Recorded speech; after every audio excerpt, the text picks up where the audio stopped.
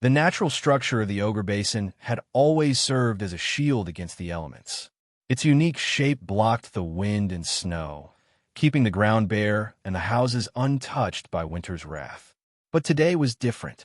The current blizzard was unlike any storm before. The barrier of the basin could no longer resist the overwhelming force of the snowstorm. Cold and white blanketed everything, consuming the land that had once been spared. Where ogres usually lounged outside without care, the basin now lay nearly deserted. Most of them had retreated indoors, driven to shelter by the sheer intensity of the cold. These ogres were natives of the northernmost ice plains and had naturally evolved resistance to the cold. But even that had its limits. A blizzard of this magnitude could freeze them to death if they got lost in it. Still, not all had taken refuge.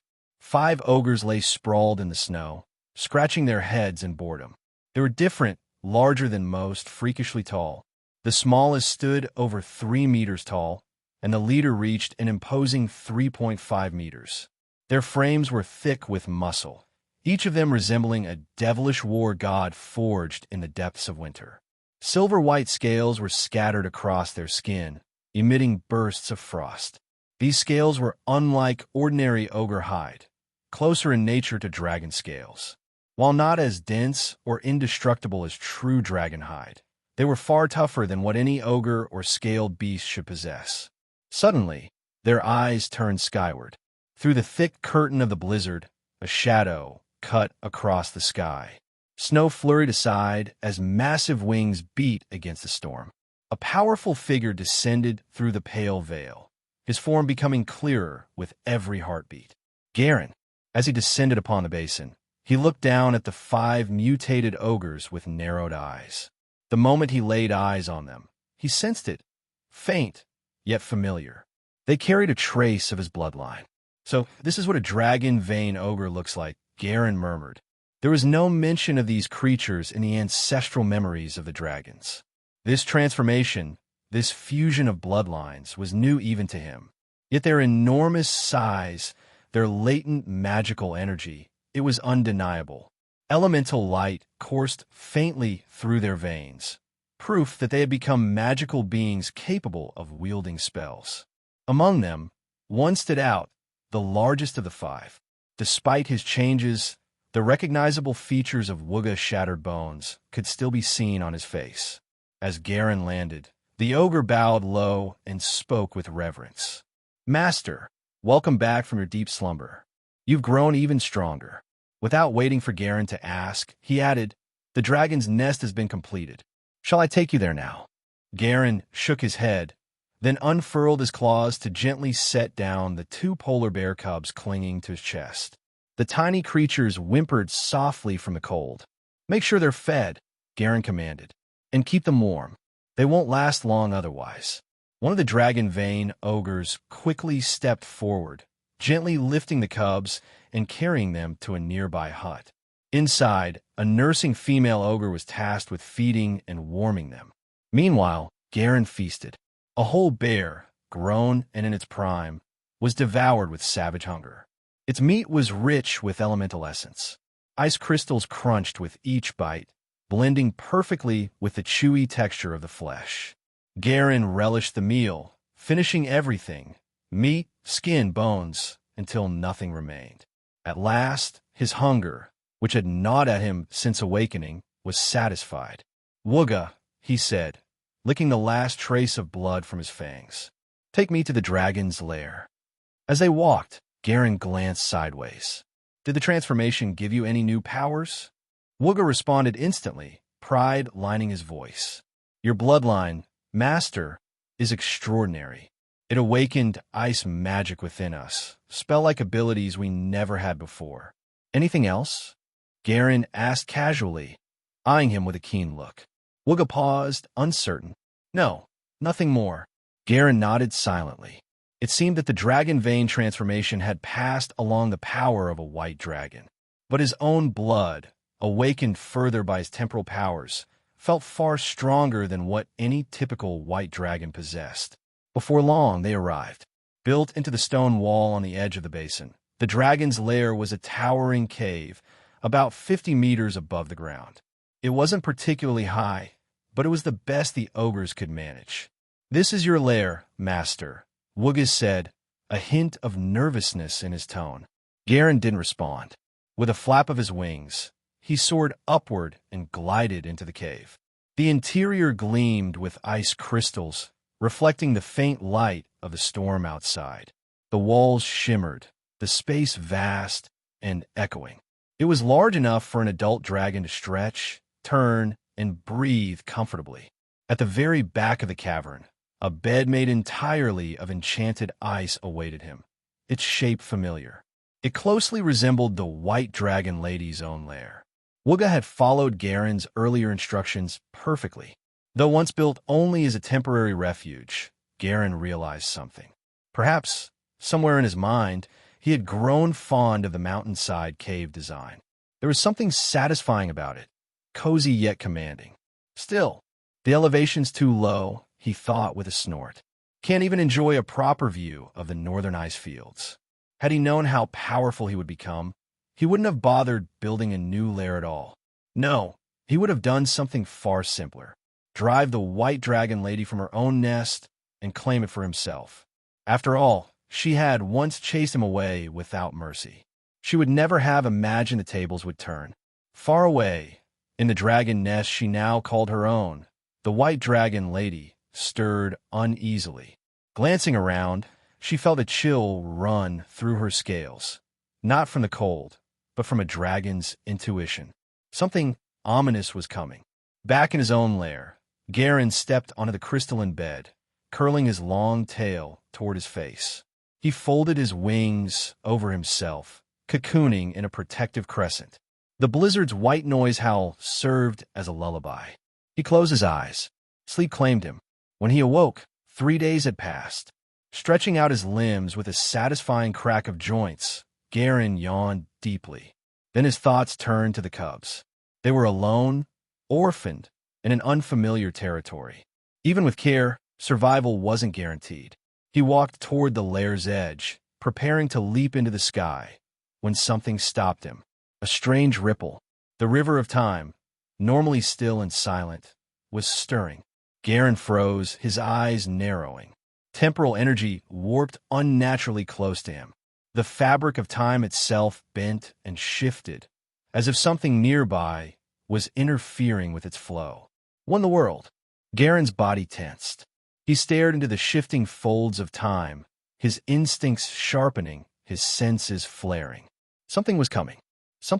A young dragon lay near the mouth of the volcanic cave, watching nervously as a towering figure approached. The fire in its eyes flickered with urgency, and its claws dug into the scorched stone as it looked toward Garen, pleading silently. In that moment, Garen felt it. A deep, instinctive pull. A call for help. Is he trying to borrow my power? Garen murmured. In a sudden realization, he understood. The dragonling had unconsciously activated time dragon countercurrent, seeking aid from its future self during a desperate moment. That alone would have been surprising. But what truly stunned Garen was the dragonling's identity. It was a young red dragon. Its scales shimmered like molten fire, its small horns still soft, and around its claws were faint black markings, rings of darker scale, almost like scars. And the colossal dragoness rapidly closing in on the lair, a red dragon matriarch, far more massive and powerful than the White Dragon Lady Garen had once known. Her body radiated oppressive heat, her scales thick and her limbs muscular. Compared to her, even the White Dragon Lady would look frail. The environment was unfamiliar, too. This was no icy plain, no frost-covered cliffside. This lair rested in a volcanic region, where magma lazily oozed between cracks in the dry, charred earth. The heat was stifling, the sky tinted in brown haze, and the rocks glowed from beneath. Everything was wrong. Species, place, history, none of it matched. How could this dragonling be me? Garen's mind reeled. How could I, a white dragon born in the icy north, be the future of a red dragon cub? But he couldn't deny the feeling. The moment he looked into the dragonling's eyes, he knew. It was him, not just spiritually. It had the same soul, the same fear. The same desperation.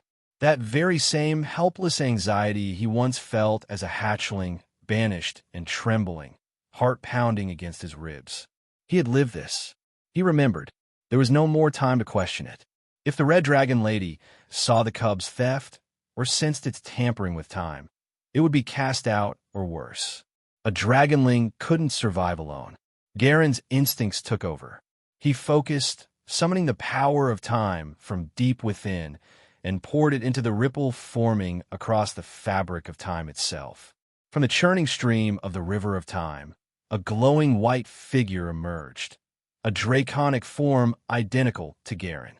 It soared upstream, cutting against the flow of time, and arrived in the volcanic cave where the red dragonling awaited. The red dragon cub's eyes widened in awe as the glowing apparition landed before it, and then, in a shimmer of light, merged into its body. Garen watched as the cub's expression turned blank, dazed, its mind absorbing more than just magic. It was receiving an inheritance. His inheritance. Though its body was red, its lineage different, its birthplace foreign, it reacted the same way he once had. The little ticks, the way it flicked its tail, the nervous pawing at the floor. There was no doubt. This was him in another timeline. As the ripples in the river of time faded, calm returned to the lair. But inside Garen, storm clouds gathered. How many versions of himself were out there? Would there be a golden Garen? A silver one? A pure time dragonborn of legend? He remembered the shadowy titan he once glimpsed in the depths of the river of time. A dragon of impossible proportions, clad in charcoal gray scales, its 12 black rings glowing faintly across its limbs. He once believed that was his destined form. But now, he wasn't so sure. It seemed that the time dragon countercurrent didn't simply reach into his own future. It reached into any possible timeline. As he paced the icy floor of his lair, thoughts swirled endlessly. After a long while, he paused. His mind finally stilled, and a breath escaped him like frost. From birth to death, we walk countless paths, each decision a fork, each step a new possibility. The river of time branches like stars in the sky, but only the present me is real. The future is only a possibility, nothing more. Even as a wielder of time's power, Garen realized he knew so little about its true workings.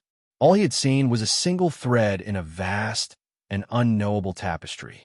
Still, the encounter had left its mark. Garen's body felt different, slightly smaller, just enough to be noticeable to someone as attuned to his form as he was. His reserves of magic and time power had diminished too. The cost of interfering. A trade had been made. Garen sighed. Borrowing power across timelines has a price, he muttered. Then a wild idea struck him. Could he take something in return? He focused again, eyes narrowing as he locked onto the river of time. Let's see if I can take back some blood essence. He summoned the countercurrent once more, pushing a request downstream, toward a future version of himself. Silence. No ripple. No reaction. The river remained undisturbed. Flat. Empty. Unwilling. The future had ignored him. You stingy bastard, Garen grumbled. It wasn't a failure of the ability, of that he was certain. It was a denial. His future self had refused. Teeth clenched. Garen withdrew the countercurrent and let out a long breath. It wasn't the first time this had happened, and by now he was numb to it. But it taught him something important, something he carved into his memory. Unless it's life or death, I'll never answer the call of my past self. If the future Garen wouldn't help him now, then the present Garen would learn to do the same. Hey, welcome to Firescale Audiobooks. If you enjoy our audiobooks, please consider subscribing to the channel. Also, feel free to share your review in the comments section below. It's truly mysterious. I wonder when I'll be able to fully comprehend time and truly control it. Garen shook his head. As the saying goes, nothing is difficult in this world as long as you are willing to give up. Since he could not figure it out now, Garen decided to put this matter to the back of his mind and decided to think about the reason after he had a deeper understanding of the river of time. After that, he left the dragon lair and went to the ogre basin to take a look at the two northernmost violent bear cubs. In just a few days, because of Garen's special instructions, the ogres here did not dare to neglect and took good care of the two cubs. They built a small nest in a house with warm animal skins for them, with a bonfire burning next to it. There were even female ogres taking care of them. When Garen saw the two cubs again, he was surprised to find that they had become chubby to slightly plump in just 2 to 3 days. Magic creatures are indeed extraordinary. They adapt very quickly and can live well without the care of their kin. Garen sized up the chubby little bear and could not help but think of the deliciousness of an adult Arctic bear and subconsciously swallowed his saliva. He didn't have enough. The violent little bears did not notice Garen's malice. Perhaps it was because they had been protected in the blizzard that they remembered Garen's aura. When he appeared, they were so excited that they used all 4 of their limbs and rolled and crawled in front of Garen, rubbing against his dragon claws. Garen was stunned for a moment. Then he stretched out his sharp nails and gently stroked the violent bear's back a few times. Unlike the iron, needle-like hard fur of an adult polar bear, the fur of a newborn bear was long and soft and smooth, and Garen could not bear to put down. However, because his claws were too sharp, he could easily stab the little violent bears to death if he was not careful. Garen only played with them for a minute or two before he retracted his dragon claws. When they mature, I don't think they'll need a follower of the Arctic bear's level. There's a high probability that I'll just keep it as a pet. Garen was very clear about his own situation. His growth was extremely fast. As for the northernmost violent bear, he had previously read a detailed record in the Magical Beast Illustrated Handbook. The Arctic bear would only become an adult at the age of 30 and gradually master spell-like abilities at the age of 20. 20 to 30 years later, Garen felt that if he was still alive, they could only be of use to him as pets. However, the ice field of the extreme north was a wasteland with no entertainment activities. Other than eating and sleeping, his life was studying magic. Raising a pet and playing occasionally could barely be considered a little entertainment. After handing the violent bears over to the female ogres who were in charge of looking after them, Garen told Woogabones that his main food should be changed to magical creatures in the future and let the ogres hunt for blood food for him. With Woogabones' solemn promise, Garen flapped his dragon wings and his body rose into the air. In an instant, he disappeared into the vast blizzard. In the howling wind and the snowy night sky, a big smile appeared on his face as he flew toward the north with a clear goal. "White Dragon Maiden, I'm coming," he growled in his heart and couldn't help but feel a little excited. At the same time, his flying speed increased by a notch. From north to south, the places that left a deep impression on him were the Ice Cliff Dragon's Nest, the Ice River Territory, and the Ogre Basin. When he was heading towards the Ice Cliff Dragon's Nest from the land of the Ogre Basin, he passed by his own Ice River Territory. Only about a quarter of the extreme northern ice spirits below were left behind, while the rest had formed a hunting team and went hunting for Garen. With these followers, Garen wouldn't have to be busy hunting all the time and could take out more time to do other things. This was the primary purpose of him taking in his followers at the very beginning. The White Dragon Maiden should be in the dragon nest on the ice cliff right now. According to Garen's understanding of the White Dragon Lady, she liked to stay in the Ice Cliff Dragon's nest to sleep in such blizzard weather. She even occasionally forgot to bring food to the dragon, whelps once a week. To be more precise, she was too lazy to take responsibility. If he was right, the White Dragon Maiden was sleeping soundly, completely unaware that her big son was about to appear.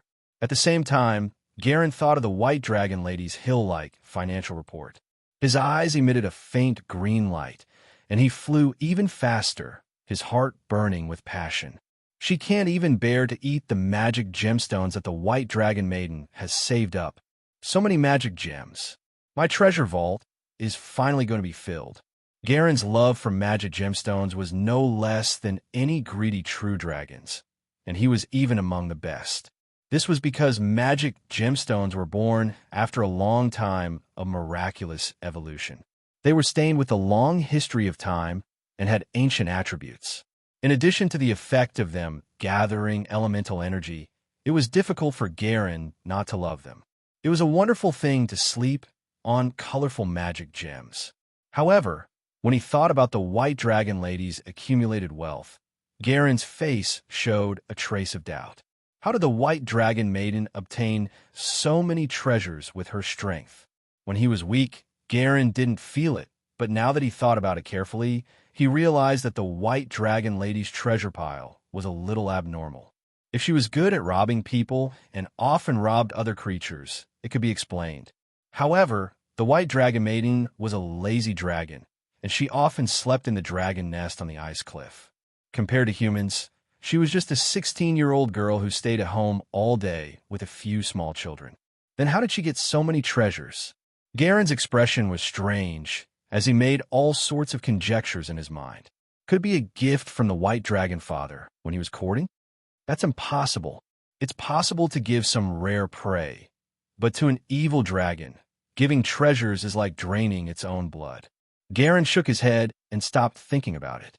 Soon, he braved the snow and saw the familiar white dragon maiden's territory. Because of the blizzard, the terrain here had been completely changed and had become unfamiliar. However, because he had lived in this territory for a year and a half, Garen was very familiar with its location and range. Not to mention, there was also the faint dragon might of the white dragon lady. This dragon's might wasn't a supernatural power that was actively emitted. Instead, it was naturally formed because dragons lived nearby for a long time and the true dragon aura spread out. Feeling the familiar aura of the white dragon lady, Garen's dragon claws touched each other, making a clear clang like the sound of metal colliding. His hands were already itching. Ignoring the faint warning in the draconic aura, Garen strode into the white dragon lady's territory with his head high. The howling wind and violent snow surrounded Garen, and they followed him as they approached the ice cliff dragon's nest aggressively. He didn't restrain his movements at all, in order to let the white dragon maiden discover his arrival and see what kind of disbelieving expression she would have. However, to Garen's disappointment, when the outline of the ice cliff dragon's nest appeared in his vision, the white dragon lady's figure still did not appear. She must have fallen into a deep sleep and didn't even sense her eldest son's breath. However, when Garen was within 1,000 meters of the ice cliff dragon's nest, 3 small white dragon figures appeared at the edge of the dragon's nest. When they sensed the familiar aura, the 3 little white dragons flew out of the dragon's nest in shock and appeared in front of Garen. Garen stopped and grinned at his dragon brothers and sisters, whom he had not seen in a long time. Compared to Garen's 12-meter-long large dragon body, an ordinary 2-year-old white dragon whelp was still in the form of a bull or a horse. Its body length was less than 3 meters, and it looked weak and helpless in front of Garen. The reason why they dared to approach Garen was because of the iconic ring of black scales on Garen's neck. In addition to his familiar aura, it allowed the little white dragons to confirm Garen's identity. He was their elder brother who had been driven away half a year ago. Garen? Is that you? Even though he knew it was Garen, Charles still asked weakly. Looking at the little dragon brothers and sisters who didn't change much, Garen's attitude towards them was still all right, and said, "What? You've forgotten about me so quickly." After a pause, Garen's gaze gradually became dangerous. He shook his dragon claws that could kill a white dragon whelp in one strike, and said, "Do you need me to teach you how to address me? You must show enough respect to your elder brother." The dragon brothers and sisters looked at each other. In front of Garen's overbearing body, they felt it was difficult to breathe. An oppressive feeling that was as heavy as a mountain came over. Because they had been beaten up by Garen since they were born until they were more than a year old, the 3 little dragons had been trained by him to be quite obedient. When they realized that Garen had become more powerful, they shouted at the same time, "Brother Garen." Garen nodded and did not bother with the little dragons. A few seconds later, Hill the dragon's sister gathered her courage and asked in confusion, "Brother Garen, why are you back? Mother has already driven you out of the territory. When she wakes up and finds you here, she'll definitely beat you up." "Beat me up." It was still uncertain who would be the one to fight. Garen's gaze went past his dragon brothers and sisters and looked at the ice cliff dragon nest behind them. He did not respond to Hill's question, but spoke calmly in dragon language. "Go wake Mother up and tell her that I, Garen, have returned." At such a distance, Garen could already sense the aura of the white dragon lady. She was in the ice cliff dragon nest, and it was very calm. Just as Garen had guessed, she was sleeping. The dragon brothers and sisters hesitated. What? Garen's eyes darkened. Without waiting for him to speak again, the little dragons were so frightened that they quickly turned around and ran into the nest according to Garen's instructions. Then, they began to call for the white dragon lady. In the blizzard, Garen waited patiently. His dragon wings trembled slightly, pushing away the snow around him. A few minutes later, the younger dragon brother and sister left the dragon's nest. They were a little staggered as they flew through the blizzard, but they managed to maintain their balance. Mother is sleeping too deeply. We can't wake her up. Garen was at a loss for words. As always, it never responded to the calls of the dragon whelps. He wasn't surprised and calmly said to his brother and sister, "Move further away. Don't block my way." The younger brother and sister dragon were stunned and didn't react immediately. However, when they saw Garen open his dragon mouth and a dangerous icy blue light in his mouth, they suddenly felt a bone-chilling cold all over their bodies. They quickly dodged to the side in shock. To be able to make even the white dragon feel a bone-chilling cold, one could imagine the power of Garen's frost dragon breath. Although he still couldn't completely combine the frost dragon breath and the breath of stealing time, the frost dragon breath had been greatly enhanced by the power of time, and it was much more powerful than the breath of an ordinary white dragon. Aiming at the ice cliff dragon's nest, Garen's body shook slightly after he was done preparing. Boom! The icy blue frost dragon breath pierced through space and instantly landed in the cave of the ice cliff dragon's nest, condensing into clusters of ice crystals at the point of impact. At the same time, in the depths of the cave, the sleeping white dragon lady felt a powerful surge of magic. She suddenly opened her pale, yellow dragon eyes, which were filled with rage. She spread her dragon wings, forming the shadow outline of a dragon on the ground. How dare you invade the territory of the great white dragon Salia? You don't know your place. The white dragon maiden's 16-meter-long body charged out of the dragon's nest with a loud and clear dragon roar. Along the way, the ice spikes formed by the frost dragon's breath struck her scales and shattered them. The white dragon maiden was 95 years old this year. Although she wasn't an adult yet, her strength wasn't much weaker than an ordinary adult white dragon. After all, she would be an adult in 5 years. On the other hand, Garen's body size was equivalent to a young white dragon who had just turned 50 years old. He was still quite a distance away from the white dragon lady. In just a few seconds, the white dragon lady rushed out of the dragon's nest. Her dragon wings stirred up a strong wind and snow, and she appeared in Garen's field of vision. Looking at this familiar white giant beast, Garen, who had already stopped his dragon breath, was silent. At the same time, after the white dragon maiden saw Garen's appearance, her high-speed flying body slowed down slightly. There was an obvious shock in her dragon eyes, as well as a trace of unimaginable shock. Although she didn't care much about young dragons, she knew what her eldest son looked like. However, even though she knew that Garen had grown very quickly, she still could not believe that he had grown to more than 10 meters after half a year. Garen, the white dragon maiden tilted her head and asked cautiously in her crisp dragon language. "Yes, it's me," Garen nodded. He paused for a moment, then said in a motionless voice, "I'm back." The white dragon maiden was slightly startled. Her eyes turned sharp and she said indifferently, "Come back. This is my territory. Although you're my blood descendant, I don't welcome you here." Garen's speed of growth was beyond her imagination, but it seemed that Garen's body size was not as big as hers, so the white dragon maiden was not afraid of Garen. After the initial shock, the white dragon maiden's gaze had returned to its usual coldness. As she spoke, she spat out a breath of cold air, which was a faint warning. "Now leave immediately." After hearing the white dragon maiden's unkind words, Garen laughed out loud. His voice shook the blizzard, and the sound waves rolled. Under the white dragon maiden's increasingly vigilant gaze, Garen stopped his dragon roar. With a sharp gaze, he said word by word, "I can leave, but before that, I hope Mother can promise me one thing. What?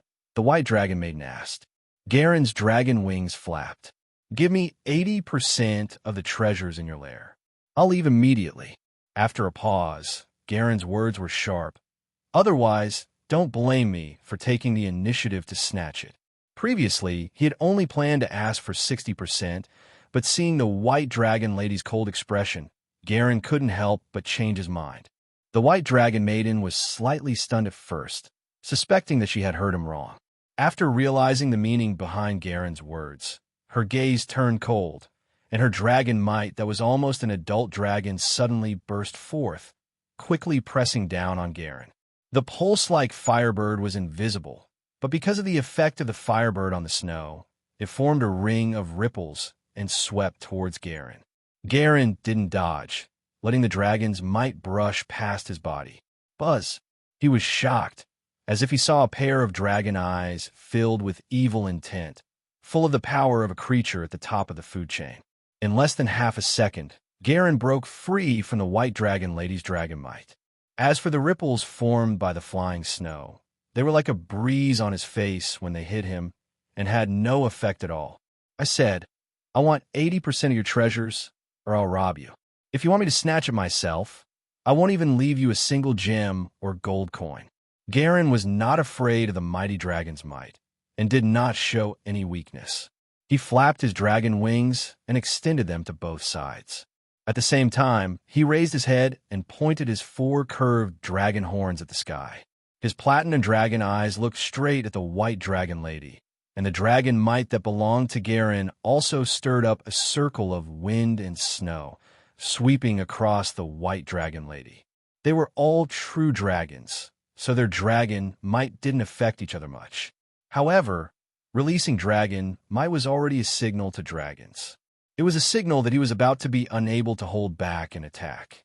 The white dragon maiden's eyes were fixed on Garen.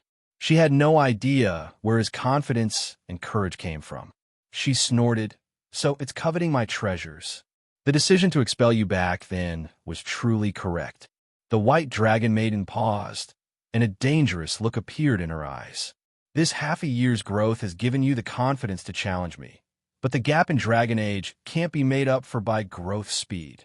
Garen, my ignorant eldest son, I'll teach you a lesson today that must be remembered with blood.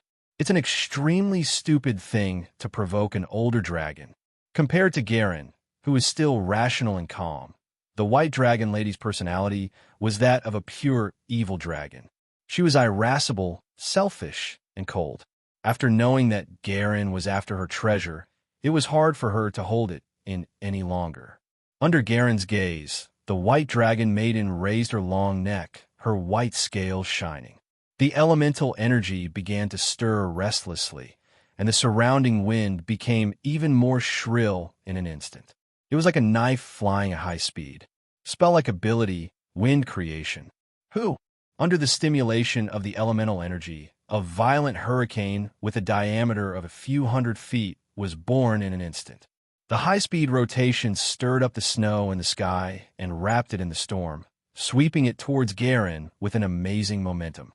The storm was like a blade, cutting many diamond-shaped snowflakes into pieces.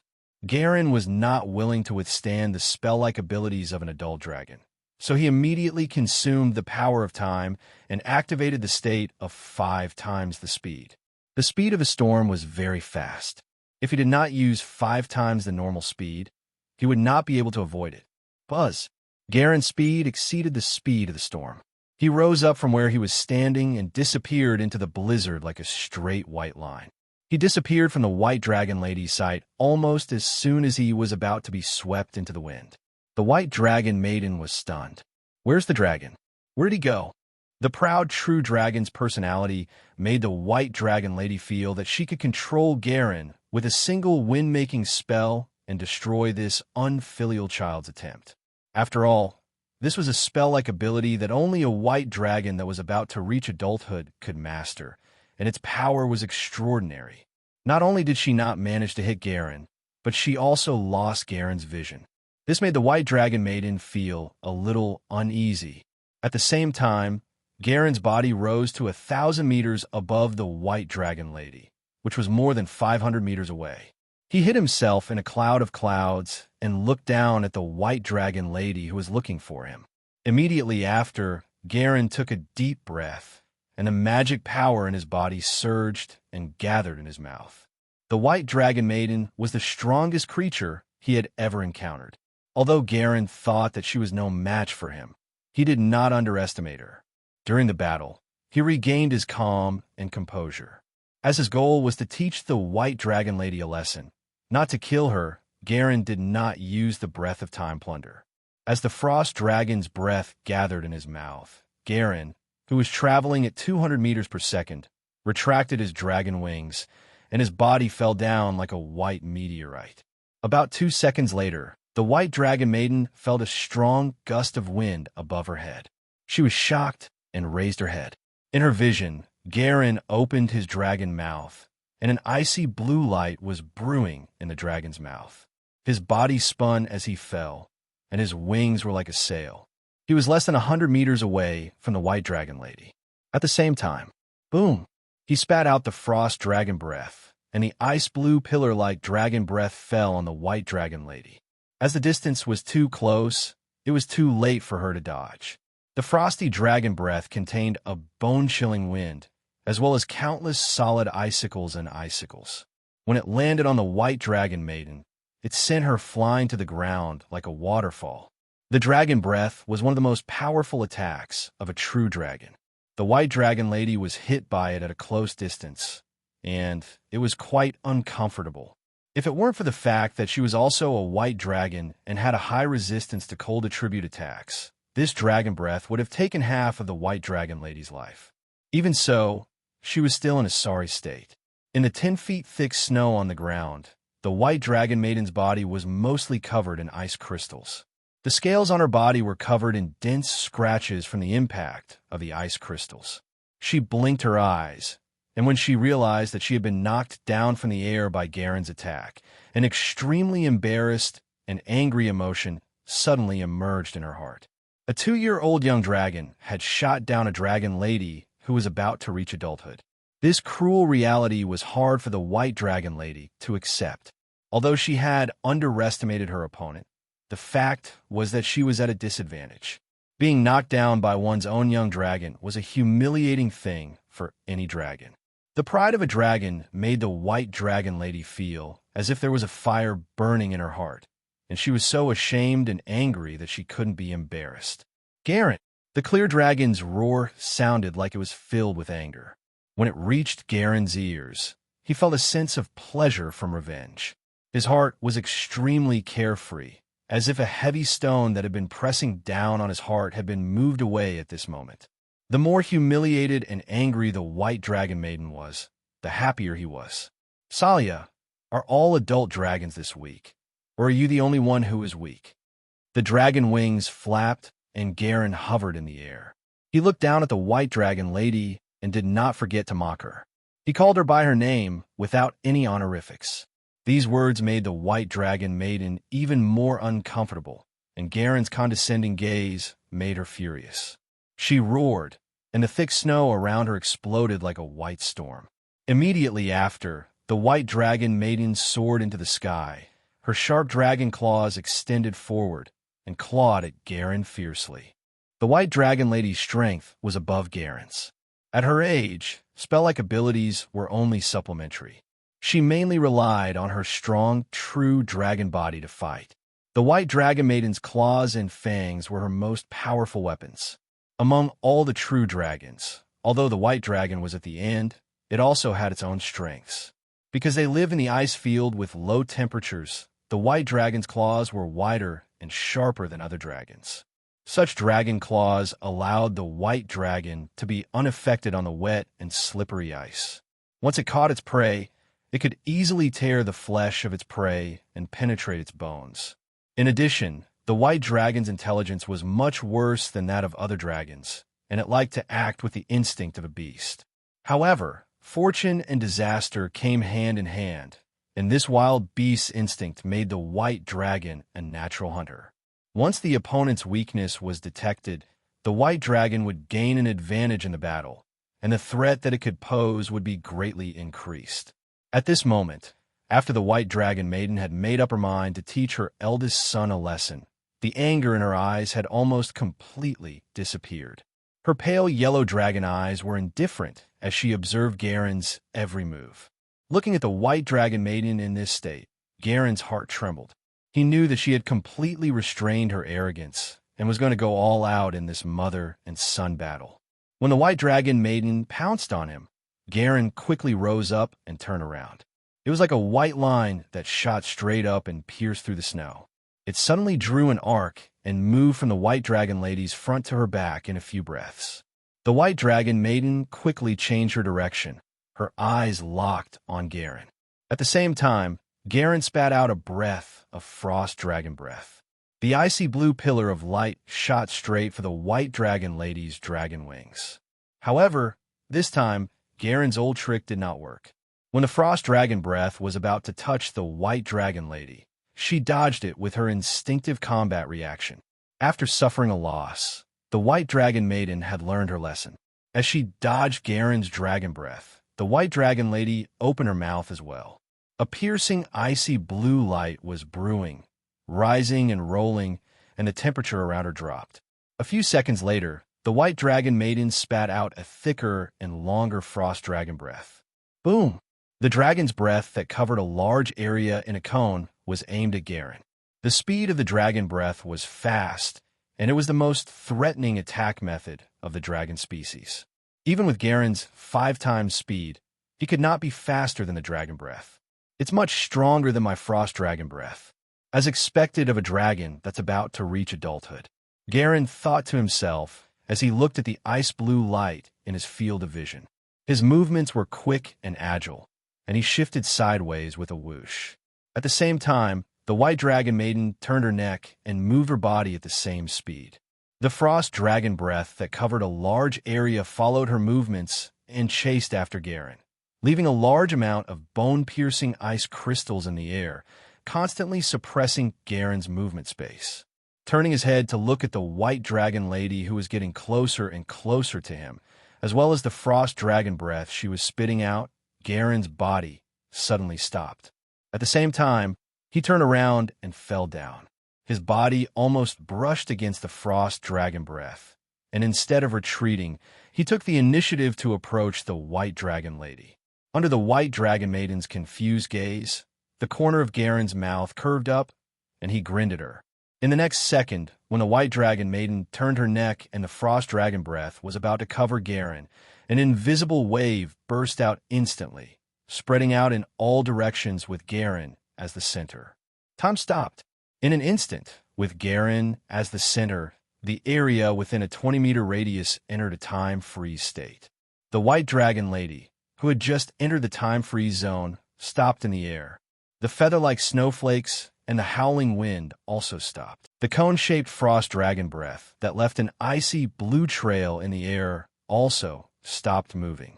Garen could clearly see every sharp ice crystal contained in the frost dragon breath and could feel the extremely low temperature contained in it at close range. The White Dragon Maiden was like a white sculpture, and she still had a confused look on her face. The scene of time being stopped looked extremely bizarre, as if he was in a dream instead of reality. Although it was a second time seeing it, Garen was still amazed by the powerful effect of this ability.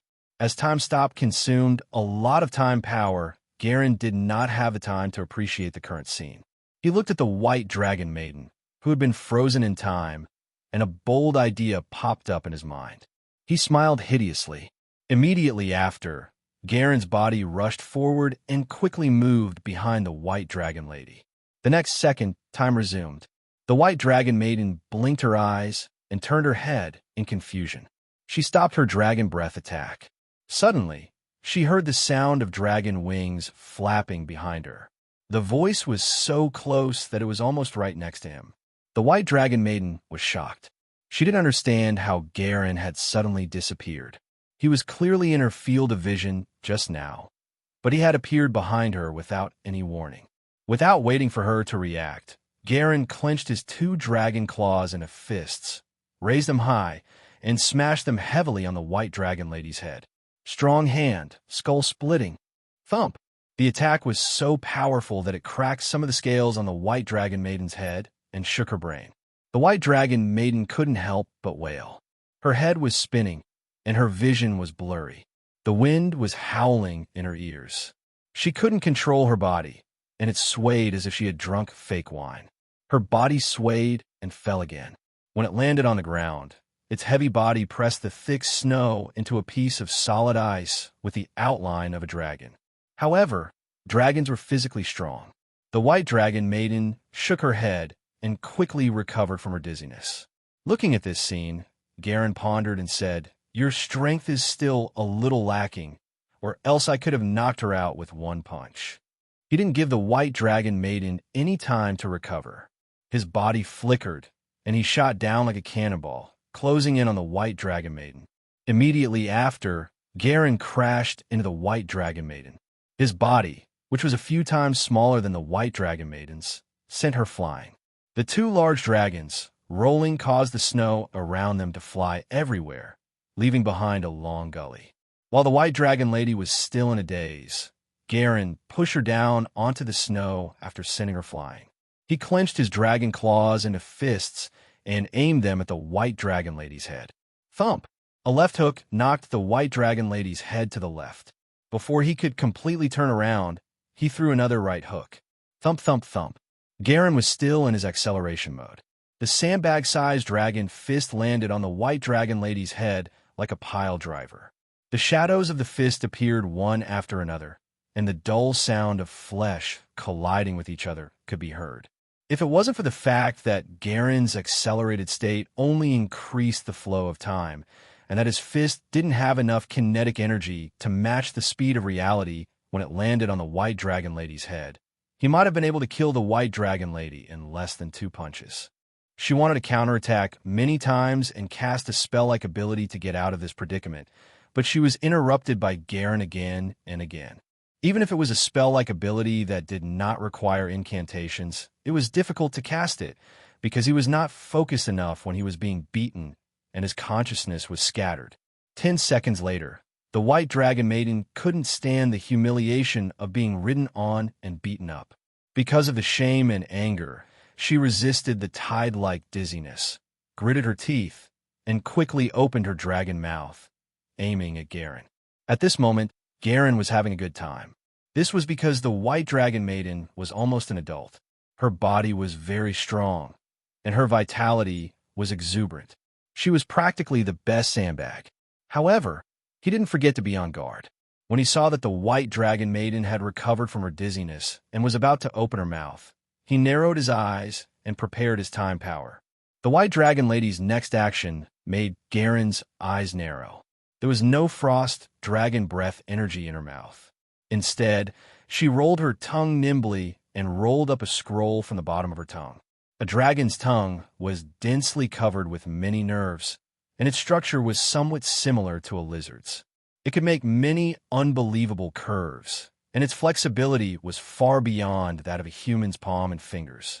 Many dragons like to wrap their tongues around their most precious treasures and carry them with them. On that scroll, Garen saw a clear elemental aura. It was obviously a magic tool. If he wasn't mistaken, this was a magic scroll. Since the White Dragon Lady treated it as her most precious treasure, the magic contained in this scroll probably wasn't an ordinary one. It was very likely a high-level magic. There was no way Garen would allow the White Dragon Lady to use this spell scroll.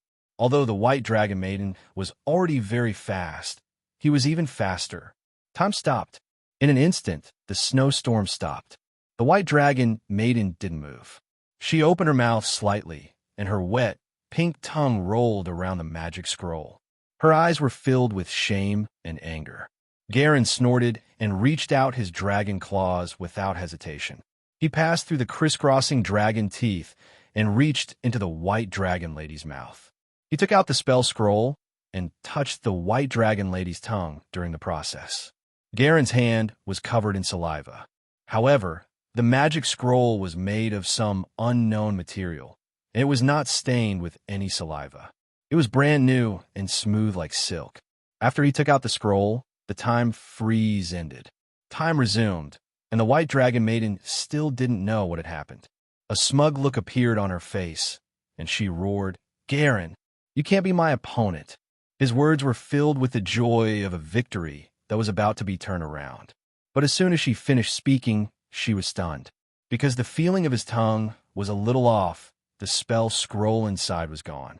The proud expression on the White Dragon Maiden's face froze. She quickly used her tongue to search her mouth, but she couldn't find any trace of the spell scroll. At the same time, Garen smiled and opened his dragon claws, revealing a pale yellow spell scroll in his palm. "Are you looking for this?" The White Dragon Maiden tried to snatch it back, but Garen's claw smacked her head to the side, and she had no strength to resist. Putting away the spell scroll, Garen shook his head and sighed slightly. He then added with a pitiful tone, "You don't even know when I took the scroll away. Salia, you're too weak. How did you give birth to such an outstanding, true dragon like me?" The White Dragon Maiden glared at Garen, feeling extremely humiliated by his words. There was actually a faint mist rising in his eyes. In the end, the White Dragon Maiden was the equivalent of a young girl among dragons. She wasn't mature. It was hard for her to accept such an experience. There were probably not many dragons that had suffered the same fate as the White Dragon Lady. Garen looked at her expression. At first, he felt a sense of joy from his successful revenge, but when he saw the White Dragon Lady's crying face, he felt a little guilty. He made it seem like he was the one bullying the White Dragon Maiden. She was the one who had ruthlessly expelled him first, and her attitude was so bad. "Why were you?" Before she could finish her sentence, the White Dragon Maiden finally couldn't take the double blow to her heart and head. Her eyes rolled back, and she fainted on the spot. Garen was slightly stunned. He didn't expect the White Dragon Lady to have reached her limit. Although he'd held back, he'd still managed to hit her head so many times. The fact that she'd only fallen unconscious now was only because of her strong body. If it had been an ordinary magical creature, it would have been beaten into an evenly spread minced meat by now. "Humph, who asked you to expel me?" Garen snorted and hesitated for a moment. Then he picked up the unconscious White Dragon Lady with some effort and flew into the sky, slowly flying into the ice cliff dragon's nest. From Garen and the White Dragon Lady's fight over a disagreement to the White Dragon Lady being shot down twice in row, to Garen riding on her and beating her up, and finally returning to the dragon's nest. This scene was displayed before the eyes of the three young dragon whelps who had a stiff expression.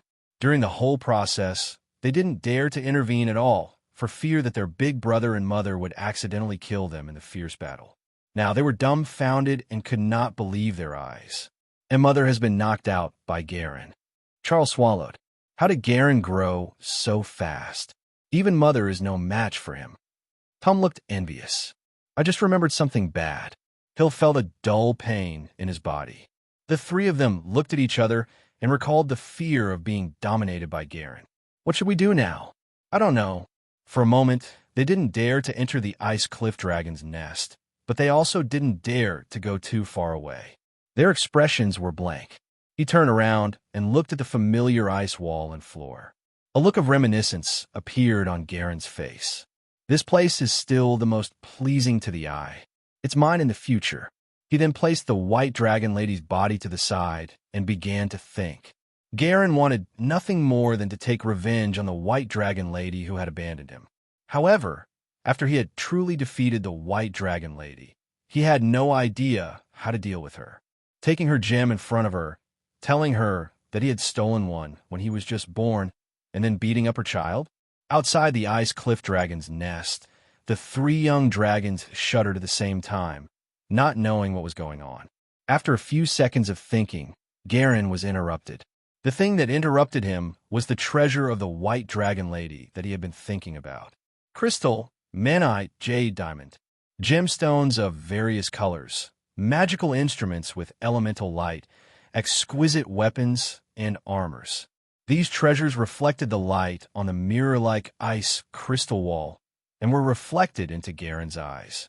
His eyes sparkled as he punched the White Dragon Maiden's head to make sure she wouldn't wake up too soon. He then turned to look at the treasures that were now his.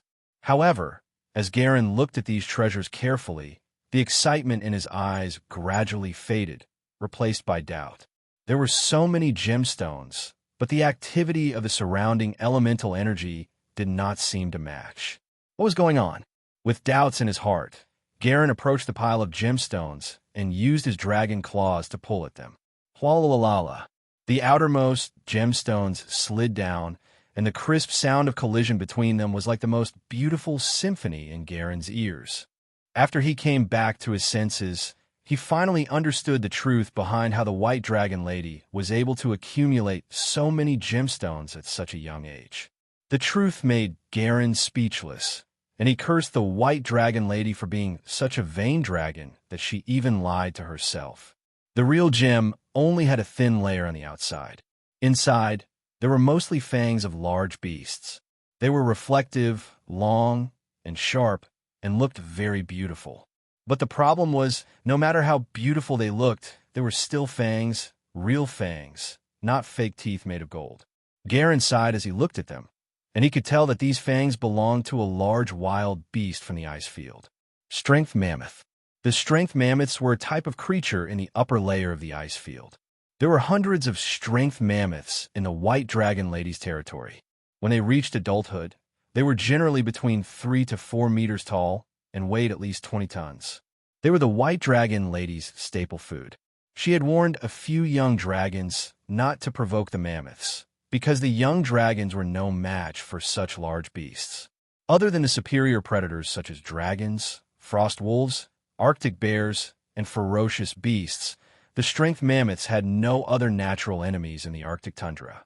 However, Garen had never thought that she would secretly collect the tusks of the strength mammoths and pretend to be gemstones, so that her little treasure house would look more abundant. To Garen, the total value of these tusks was not even comparable to a real magic gem.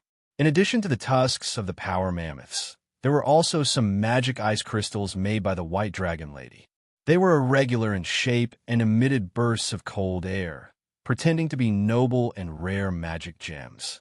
So even a dragon can puff himself up at his own cost. Garen felt as if he had been deceived. He turned around angrily to look at the unconscious White Dragon Lady. On second thought, if he had taken a few more gemstones when he stole them, he might have found out the truth. It was a pity that he was too young back then, and his perception of elemental energy was not as good as it is now. He didn't notice anything unusual, and naively thought that the White Dragon Lady had the power to amass so much wealth. Looking at her real savings now, Garen really wanted to ask her how she could fall asleep in the first place. Forget it. I can't ask too much of the White Dragon Maiden. After all, she's not an adult yet. Garen had no choice but to accept this reality, and then began to count his magic gems one by one very seriously. Not long after, the unconscious White Dragon Maiden's body trembled slightly, and a soft dragon's roar unconsciously came from her mouth. She slowly woke up. Her head still hurt, and her vision was a bit blurry. She hadn't fully recovered yet, but it was enough for her to move. A true dragon's vitality was quite strong, and its body was strong. As long as it wasn't killed in one go, it could recover quickly. The moment she opened her eyes, the White Dragon Maiden saw Garen counting her gemstones, with a conflicted expression of disgust and joy. My precious stone. Garen, what are you trying to do? Don't touch my gem. The White Dragon Maiden's eyes widened immediately. She stood up, spread her wings, and roared at Garen. She was about to forget and chase Garen away. However, she had not fully recovered yet, and her movements were crooked. In Garen's eyes, she did not pose any threat at all. Garen swung his dragon tail and hit the White Dragon Lady against the ice crystal wall. She started to whimper unwillingly. As her voice was too soft, Garen could not hear what she meant, but he guessed that she was probably cursing. After wrapping all the real magic gems in his dragon arms, Garen first buried his head in it and took a deep breath. Then, he turned around and said to the White Dragon Lady calmly, Salia, you don't seem to have recognized the reality. You are no longer my match. In the northern ice fields, the strong are respected. This lair and These treasures have already changed owners the moment you were defeated by me."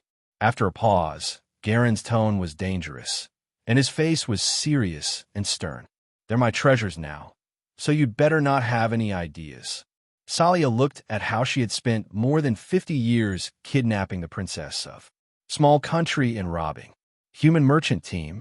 The little bit of wealth that he had accumulated through great efforts was snatched away by his own big son, and his eyes gradually became misty again. However, the pride and arrogance of a dragon did not allow her to have such fragile feelings. Salia resisted the humiliation and struggled internally. On the other side, Garen used his dragon tail to sweep the mammoth tusks and magic ice crystals that he was not interested in to the white dragon lady. "I'm curious as to why you put the ivory and magic ice crystals in the pile of gemstones. Is it to make the gemstones look more?"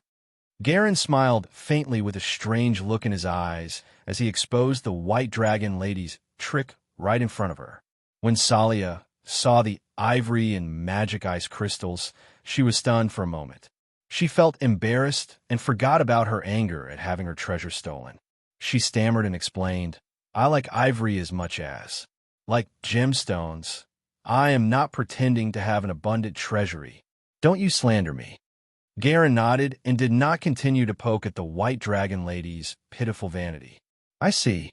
Since you like them, I'll give you the ivory and magical ice crystals as a gift. Consider it a repayment for your protection for more than a year." Garen pushed the things towards the white dragon lady, looking very generous. You, I. Salia was in a terrible mood. She wanted Garen to leave some gemstones for her, but her pride made it difficult for her to say it. She had already resigned herself to her fate of being defeated by Garen and having the gemstones stolen from her. Such things were common among the evil dragons. It was normal for the strong to take the wealth of the weak, and, generally speaking, they would not kill the other party. Salia also snatched the other young white dragons who were weaker than her. However, she was the only one who had been successfully robbed by a 2-year-old young dragon. Salia looked at Garen's 12-meter-long dragon body, and she was a little dazed. This is 2 years old. She did not understand how Garen could grow so quickly. "Mother of the evil dragon above, do you really love this young dragon so much?" Salia sighed in her heart. Garen looked at the white dragon lady, who had a complicated expression on her face, and asked her to leave. "All right, take your things and leave with Hill and the others. The Ice Cliff Dragon Nest and this territory are mine. But I won't be as heartless as you. I'll allow you to enter my new territory and hunt here. The condition is that you have to pay the corresponding reward." Salia was left speechless. In the end, she still gathered her courage and snorted coldly, Salia, will one day personally take back what I've lost." "Garen, don't be too smug." Garen was about to take out a gem when he decided to return one to the white dragon lady after stealing one from her. When he heard this, he put away the gem he had just taken out. "I'll wait for that day to come. However, you'll have to bear the consequences." He did not believe that any creature that Garen had surpassed would have the chance to surpass him. This was the confidence of the time dragon. As time passed, the gap between him and the white dragon maiden would only grow. Immediately, under Garen's gaze, the white dragon lady picked up the tusks and magic ice crystals unwillingly, then slowly moved towards the edge of the dragon's nest. When she walked to the edge and looked at the scenery of the territory that no longer belonged to her, she could not help but turn back to look at Garen with a little resentment. Garen, on the other hand, was admiring his harvest and did not pay any more attention to the white dragon maiden. The white dragon maiden snorted coldly. She flapped her dragon wings and flew out of the dragon nest. When she saw the 3 little dragons waiting outside in the blizzard, her mood worsened. They made the white dragon maiden remember that Garen was her eldest son. "It's my first time giving birth, but I gave birth to a dragon like this. I don't want cubs anymore." The white dragon maiden thought firmly. In the beginning, she only felt that laying dragon eggs was fun, but when the young dragons really broke out of their shells and needed her to spend a part of her time and energy to take care of them, she became a little impatient and regretted her hasty decision. Although adult dragons could not control their fertility completely. As long as they were not willing, the chances of getting pregnant would be frighteningly low. However, most true dragons would give birth to offspring when they reached adulthood or in their prime. As the dragon grew older, the chances of conceiving a true dragon would fall off a cliff when they entered old age, and it would depend on luck if they wanted to have offspring. He looked at the 3 young dragons unhappily while signaling them to follow him. Soon, 1 big and 3 small white dragons gradually disappeared into the blizzard, leaving Garen's territory. In the ice cliff dragon's nest, Garen's gaze shifted slightly before he closed his eyes. In his mind, there was a small light moving quickly. The position of the dot of light represented the white dragon lady's current position. Her territory had been taken away, but she wasn't confused. She seemed to have made her own plans and was moving northeast with a clear goal. The reason why he was able to detect the white dragon lady's movement was because Garen had placed a time mark on her body. The position was on the tip of the white dragon lady's tail, so it was hard to detect. Garen opened his eyes and felt the white dragon lady getting further and further away. It didn't take long for him to regain his senses. He counted his gains. There were a total of 76 colorful magic gemstones of various attributes. They were surrounded by elemental light and emitted waves of magic fluctuations, which made the elemental energy in the surrounding air very active. Beside these gemstones, Garen felt that his breathing was exceptionally smooth. The magic power in his body circulated faster, and his absorption and transformation efficiency of the elemental energy in the air also increased a lot. This feeling was as if he had suddenly come from a narrow and dull secret room to a vast and fresh grassland, making the dragon feel relaxed and happy. In addition to the magic gemstones, there were also steel armors, sharp swords, and battle spears branded with standard patterns, which could arm a 100-man team. These are the most eye-catching things in the Ice Cliff Dragon nest. This pattern looks a little like a tulip. Did the White Dragon Maiden attack a human army? He asked.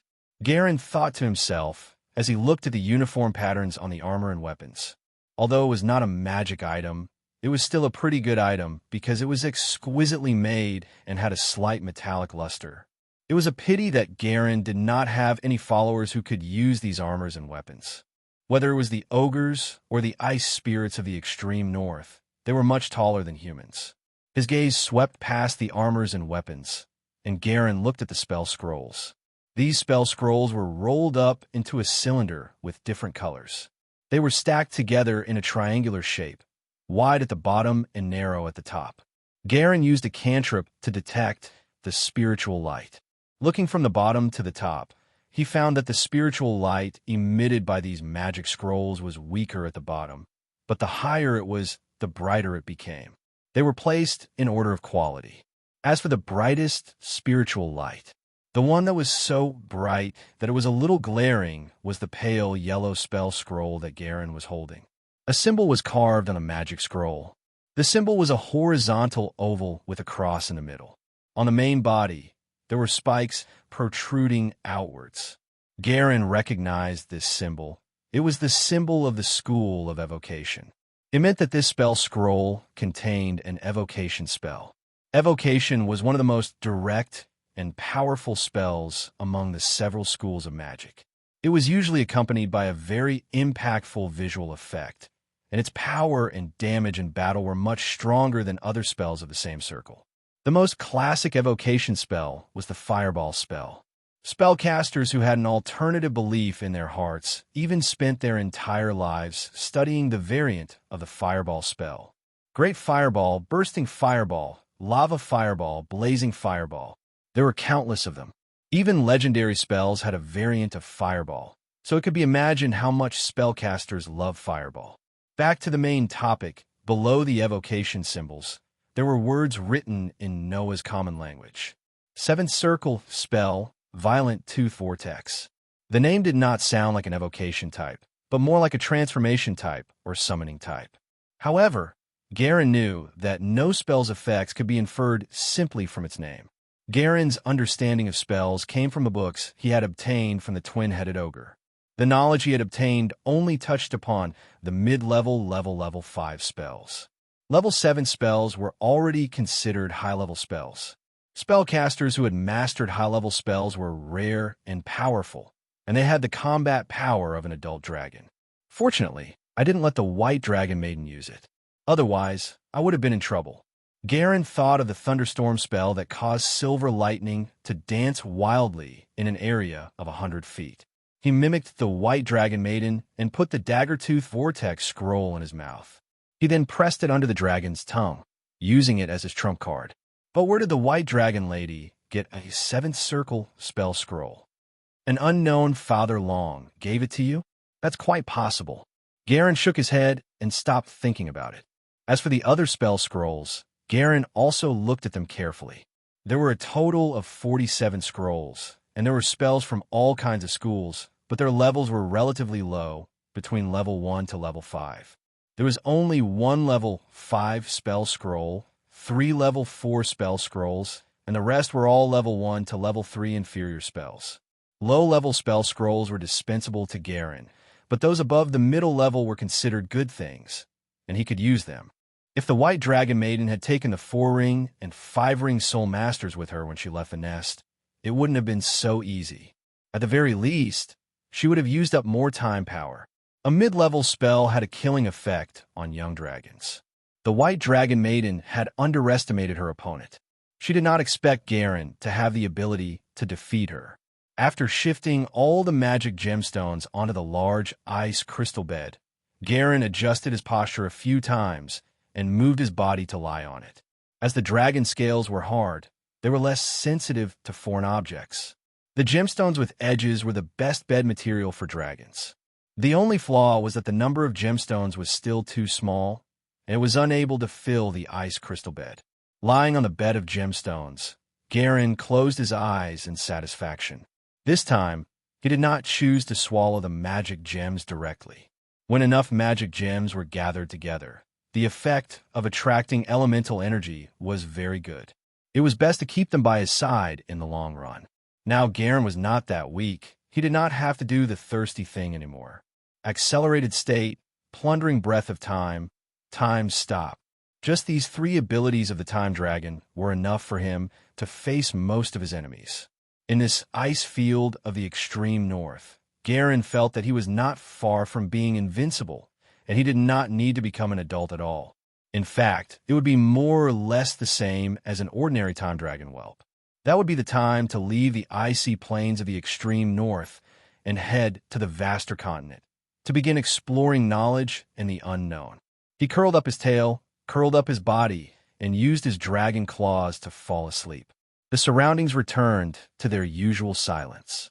Other than the ice cliff dragon nest changing owners, there were no other changes. A week later, the blizzard gradually stopped. The weather of the ice plains of the extreme north experienced a change.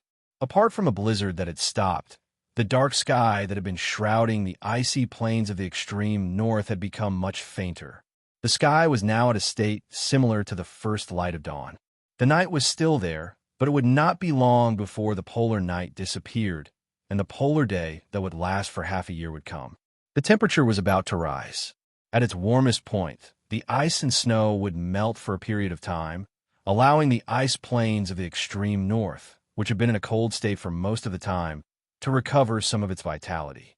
At the top of the ice cliff dragon's nest, at the highest point of the 1,000-meter-high steep ice cliff, Garen's pair of dragon wings stretched out to both sides, and his eyes scanned his own territory. The territory that originally belonged to the White Dragon Maiden had now been officially taken over by Garen. It wasn't that he didn't do anything after he woke up. Garen flew around the ice cliff territory at high speed and circled a few times, leaving his dragon-type aura at the edge of the territory to declare his ownership. After that, the small gathering place that was originally located on the winding ice river had now been moved to the ice cliff territory. The current Arctic ice spirit was building a new residence not far from the dragon's lair. Under Garen's instructions, in addition to the normal houses, they also had to build some hidden sentries and circle out the breeding ground. Life had gradually become more civilized. The efficiency of only relying on hunting to obtain food was really low. Hence, Garen gave some pointers to the ice spirits of the extreme north regarding some knowledge of breeding. In fact, he did not know much about it himself. He only had a smattering of knowledge from his previous life. However, the Arctic ice spirit was an intelligent creature with a higher IQ. As long as he could point out a clear path for them, they had the ability to infer many things from one fact, so Garen did not need to worry too much. However, this was just the beginning. It would take some time to accumulate. In fact, if it wasn't for the fact that the Arctic ice spirits were elemental life forms and didn't need flesh and blood to survive, they would have most likely developed the corresponding breeding techniques. As for the ogres and the rest of the big, stupid ones, Garen did not let them move to the ice cliff territory. He knew that a cunning rabbit had 3 burrows. Putting all of their forces together was not a decision that he had made. Moreover, the terrain of the Ogre Basin was special. There was a dragon nest that had just been built not long ago. It would be a waste to give up on it. Moreover, the Broken Bone tribe had lived there for nearly 1,000 years. Garen did not have many requirements for the Broken Bone tribe. What they needed to do now was to contribute at least one medium-sized magical creature to Garen every week. Garen's approximate size when he was expelled from the dragon's nest was that of a medium-sized magic creature. This request had been difficult for the ogre tribe in the past, but now that they had a few powerful dragon vein ogres, it wasn't too much of a request. Wooga Shattered Bones rejoiced at his choice back then. Looking at the prosperous Shattered Bones tribe, he felt that he had chosen the right, generous master to follow for life. Garen looked into the distance, his gaze piercing through the scattered snow, his long-distance vision piercing through space and looking towards the south. The outline of the southern mountain range was like a long dragon lying on the ground. Mountain ranges, hills, forests. Many terrains formed its thick and heavy dragon spine, undulating continuously, separating the Arctic tundra from the fertile land of the south. What's the scene on the other side of the mountain range? Recently, Garrett had been thinking about this question. No matter where he was, as long as he was high up in the sky and looked towards the south, he would be able to see the silent, winding mountain range in the south without any cover. This made Garen curious. Although the snowy white tundra was beautiful, it was too desolate. The density of species was pitifully low, and the scenery was highly repetitive. There was nothing new. Garen had stayed here for 2 years, and he had developed a yearning for the outside world. After quietly looking into the distance for a few minutes, Garen retracted his gaze and flapped his dragon wings. He descended from the top of the ice cliff and moved towards the gathering place of the Arctic ice spirits. Yesterday, Roy Glacier had mustered his courage and took the initiative to look for Garen, hoping that Lord Garen could attend a traditional festival of the Glacier tribe. Banger Day. It was a grand festival for the Ice River tribe. Of course, the meaning of grand was only in comparison to their daily lives. Since the various desires and demands of the Arctic ice spirits were very low, the Banger Festival was actually quite simple. The name of this festival was a direct onomatopoeic word in the common language of Noah. It represented the blessings and wishes for the birth of life, as well as the yearning for a better life in the future. Through Roy Glacier's description, after Garen understood the specific content of the Banger Festival, he did not show it on the surface, but deep down, he was filled with shock. In Garen's understanding, the Banto Festival was simply a group birth banquet for the Arctic ice spirits that happened once every 20 years. It was a large-scale reproduction. As he imagined the various scenarios that could happen during the Bangar Festival, Garen accepted Roy Glacier's sincere invitation with the intention of exploring the customs and practices of different races. A circular open space with a diameter of more than 200 meters had been cleared out here. The surrounding area was filled with the Arctic ice spirits who were waiting for the festival to begin. Their genderless faces were filled with joy and anticipation. Roy Glacier stood in the middle of the circular open space, waving his arms and giving some traditional festival wishes. When he saw Garen's strong dragon body, Roy Glacier's eyes were filled with reverence. He lowered his head in awe like the other northern ice spirits and said, "Thank you, Master, for participating in our festival. Your presence brings light to the Ice River tribe." Garen nodded slightly, his eyes calm as he said, "Start celebrating according to your customs. Don't mind my arrival." Turning his gaze, Garen saw a cold ice throne that seemed to be fixed to the ground, standing not far away. This was the grandstand prepared by the ice spirits of the extreme north for him. It was created through the spell-like ability to control ice crystals and was compatible with the body of a dragon. Although it wasn't considered fine, its rough and towering appearance gave off a feeling of natural wildness. Garen landed on the ice crystal throne and looked at the ice spirits of the extreme north with interest, wanting to see what they would do next. According to his understanding, the Arctic ice spirits did not have any gender and were considered to be gender-neutral creatures. Their bodies were all made of solid ice crystals, and even their appearances were almost the same. They did not have any reproductive organs. As time passed, the faces of the northern ice spirits began to turn solemn and respectful. Roy Glacier raised his arm and said in a bright and clear voice, "Banger!" The 100 extreme northern ice spirits surrounding the circular open space responded at the same time, their voices overlapping without end. "Bangar! Banger! Bangar!" The word banger, with a special meaning, began to echo in the sky above the ice cliff territory and gradually spread into the distance. At the same time, Garen was watching the movements of the Arctic ice spirits while using his dragon tail to play with the two furry violent bear cubs, pulling them here and there. After the two cubs had passed through the initial dangerous period, they were brought out from the man-eating basin by him. They were fed with the milk of the white hound and a little meat. They could already eat meat, although not too much. After the blizzard stopped, the current temperature would not cause any harm to the violent bear cubs. Now that they had opened their eyes, they saw Garen as their family and were very close to him. Other than Garen, the violent bear cub was extremely fierce to its kin.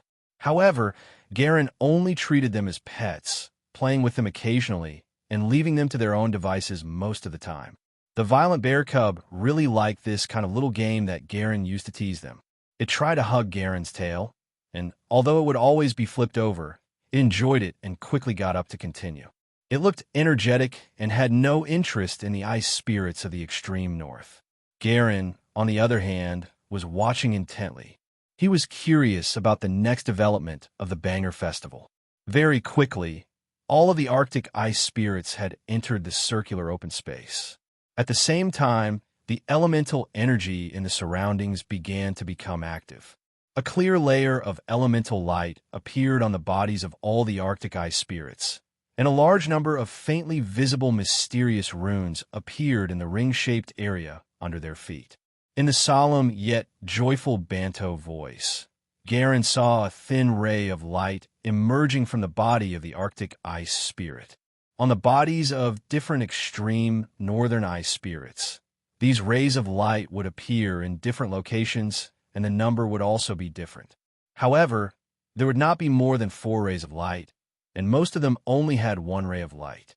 Some of the light completely split their bodies in half, while some only split into arm-sized parts. The greater the proportion of division, the more light rays, and the more excited and joyful the expression on the extreme northern ice spirit's face. This seemed to be a good thing for them. When he saw this, Garen was slightly stunned, and he could vaguely guess the way they reproduced. Sure enough, as the Banto sounds became more and more intense, the light that separated their bodies gradually brightened, and the milky white light almost became solid. Ka-ka-ka! A dense shattering sound rang out. One by one, the bodies of the Arctic ice spirits began to crack along the milky white light. However, there was no trace of pain on their faces. Instead, there was an irrepressible joy. It was the joy of witnessing the birth of a new life. The gathered elemental energy attracted the violent bear cub's gaze. They stopped their battle of wits with Garen's tail and blinked their round eyes, curiously watching the northern ice spirit's body slowly splitting. Time passed by bit, and the complete northern ice spirit was separated. Immediately after, the separated body began to change. Elemental energy gathered within it, growing clusters of ice crystals, quickly forming human-shaped limbs. It did not take long for it to become a newborn northern ice spirit, but its body was much smaller, and it slowly opened its ice crystal eyes. Next to the newly born extreme northern ice spirit, ice crystals also grew in the body of the split body of the extreme northern ice spirit, however, this method of giving birth to new life was not without a price. The elemental light on their bodies was clearly weaker. The larger the body of the Arctic ice spirit, the weaker the elemental light, and naturally, the weaker their strength. Garen could tell from the fluctuations of the elemental light on their bodies that this kind of weakness was not permanent. It would not take long for him to recover. Borrowing the power of the elements, self-splitting and reproduction, as a solid elemental life form. This method of reproduction is the most energy-saving for the Arctic ice spirits. Even a failed product of research still has the instinct to continue the race. Garen didn't see the scene he had imagined, but he wasn't disappointed. All in all, he had opened his eyes and seen more miracles of life. He had gained some thoughts and some useless knowledge. On the other side, Roy Glacier's aura was a little weak after completing his reproduction, but he still paid his respects to Garen at once.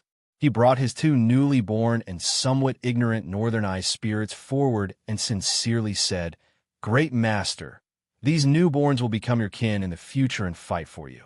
The newly born Arctic ice spirit had a blank look on its face. Rather than calling it an intelligent life form, it would be more appropriate to call it a lifelike ice sculpture. If not for the occasional flash of light in their eyes, it would be hard to tell that they were actually living creatures. The Arctic ice spirit did not have the ability to pass on knowledge, and newborns had to learn from their elders. In the endless worlds of the many planes, true dragons were not the only magical creatures that could obtain the inheritance of knowledge for birth. However, all of them were extremely powerful creatures without exception. The Arctic ice spirit did not belong to this kind of creature. Garen observed the numbed newborns of the Arctic ice spirits and felt a weak dragon vein aura from them. The identity of a dragon bloodline creature was passed down, saving Garen the trouble of having to transform again. The extreme north ice spirit's newborn looked at Garen. Because of the intimidating aura on his body, a trace of natural fear flashed in his eyes. At the same time, because of the sense of belonging in his blood, he unconsciously cast Garen a reverent look. They didn't know anything, and this kind of mentality was only out of instinct. The two violent bear cubs curiously crawled over and raised their heads to size up the newborn Arctic ice spirit. The newborn Arctic ice spirit sensed the violent bear cubs' gaze and looked down at them curiously. After their gazes met for a few seconds, the violent bear cub immediately put on a fierce expression and let out a low woo-woo roar, as if warning the newborn Arctic ice spirit not to look at it again. The newborn extreme northern ice spirit was frightened and timidly looked away. How long will it take for these newborns to grow into Arctic ice spirits like you? Garen asked. Roy Glacier's face still had a tired and weak expression, but the joy on his face was even more obvious. He said, "Only need a..." Before he could finish his sentence, Garen's expression suddenly changed. He stood up abruptly and turned his head to look south. This action shocked the Arctic ice spirits in the Banj Festival arena and attracted a lot of attention. However, before they could ask for the reason, they were shocked to see that the sky in the southern part of the northern ice field had been dyed with a layer of crimson red, like a rolling and burning cloud of flames. The two violent bear cubs, who had always been fierce, seemed to have sensed something. They buried their heads in the snow on the ground and trembled like ostriches. Even though he was far away, he could still feel the destructive power. The glaring fiery red elemental aura became the most obvious color in Garen's vision. Someone was casting a high-level spell. The astonishing elemental energy gathered and rolled like a tsunami. A high-level spellcaster has arrived at the icy plains of the extreme north and used a powerful high-level spell. As his mind word, Garen ignored the Arctic ice spirit and the violent bear cub. With a flap of his dragon wings, he flew 1,000 meters into the sky amidst the howling wind, looking more carefully at the area where the elemental disturbance was. The radiance of the spell completely covered the already thin light of the stars and moon. The dim night sky was covered with a layer of fiery clouds. Within the fiery red magic aura, a red ball of light that was only the size of a bucket to Garen, but was unusually bright and resplendent, rose up and exploded violently without hesitation. Hot winds rolled and waves of flames rose, repelling and exploding large patches of clouds, forming a mushroom cloud made of rolling flames. Crash! After seeing the scene of the explosion, Garen's eyelids twitched, and he seemed to have heard a deafening explosion. He didn't really hear it, but the elemental energy around him trembled at the same time, just now, especially the fire element. It was so violent that it almost boiled and even formed faint ripples in the air. Garen's keen perception of the elements gave him this feeling. The red ball of light did not look big, but Garen was far away from the casting point. In fact, it was probably a giant fireball with a diameter of hundreds of meters. Garen kept his guard up and concentrated, observing without blinking. Not long after this unknown high-level spell was cast, a hot wave rolled over, passing through the ice cliff territory and extending further back. Due to the long distance, the hot wind did not cause any damage and did not even melt the ice and snow. However, it was precisely because it could spread so far that it also showed its powerful might. The mushroom cloud of fire rose for more than 10 minutes before the violent power gradually stopped. Then, it disappeared in the air after more than half an hour. It's probably a high-level evocation fire spell. What a powerful force. Garen sucked in a breath of cold air that was mixed with the hot wind, and a clear look of fear flashed in his eyes. The power of evocation-type high-level spells was equivalent to strategic missiles, which could affect an area of 1,000 meters or even 10,000 meters. That red ball of light was definitely a high-level spell. If he was in the core area, Garen didn't think that his small body would be able to withstand it. Although his magic immunity was strong, he was still too young and had a limit. Low-level spells were just tickles to the body. Middle-level spells could break scales and hurt the flesh, and high-level spells could take the life. The reason why Garen yearned for a wider world, but still did not plan to leave the northern ice fields, was because he was afraid of this level of power. Compared to an adult true dragon that mainly relied on its physical body to fight, a high-level wizard had a wealth of means. As long as they were prepared enough, the destructive power they could unleash was extremely terrifying. Although it's definitely not coming for me, it's better to lie low for now, just in case.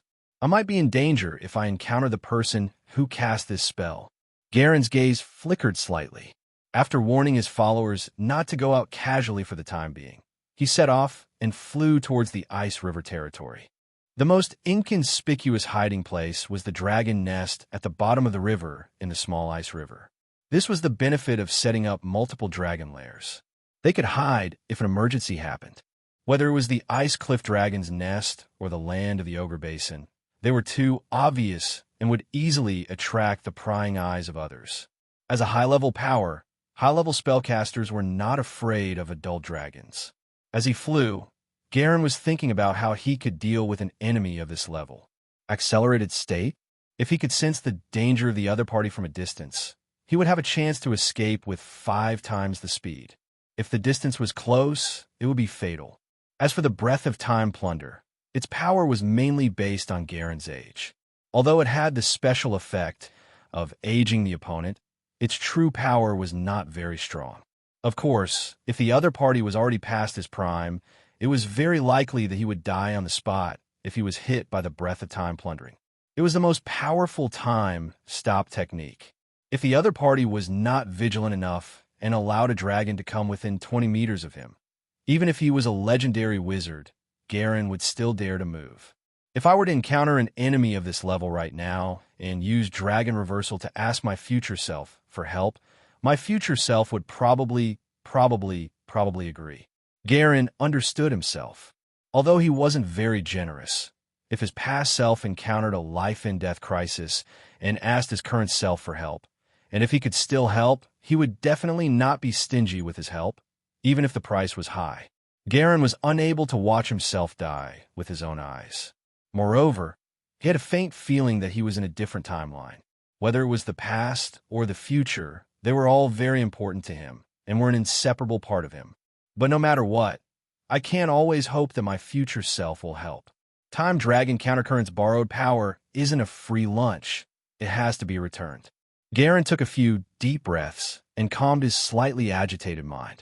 He moved his tongue, and his agile dragon tongue rolled the spell scroll below, feeling the silk-like touch.